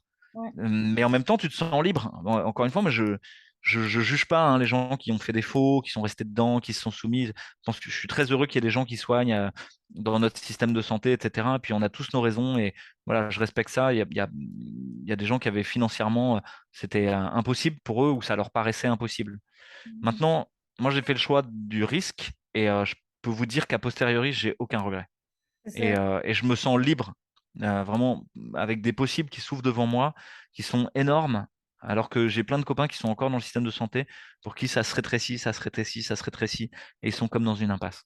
Oui, ben à un moment donné, chacun va finir par avoir envie de faire le choix d'être souverain puis d'être dans une liberté, une vraie liberté avec un L majuscule. Merci encore, Louis. Je sais que tu as tes enfants à aller chercher bientôt. Merci merci vraiment infiniment pour ton temps, ta générosité, puis tout l'espoir, en fait, de cette conversation-là. J'aime ça finir sur une note positive. Bonne fin de journée à toi. Bah, merci beaucoup, Héloïse. Merci à tous ceux qui nous ont regardés. Prenez soin de vous, prenez soin de la planète et de la Terre. Et partagez vos pépites et vos ressources. C'est les 3 éthiques de la permaculture. Elles sont utiles à faire un monde meilleur.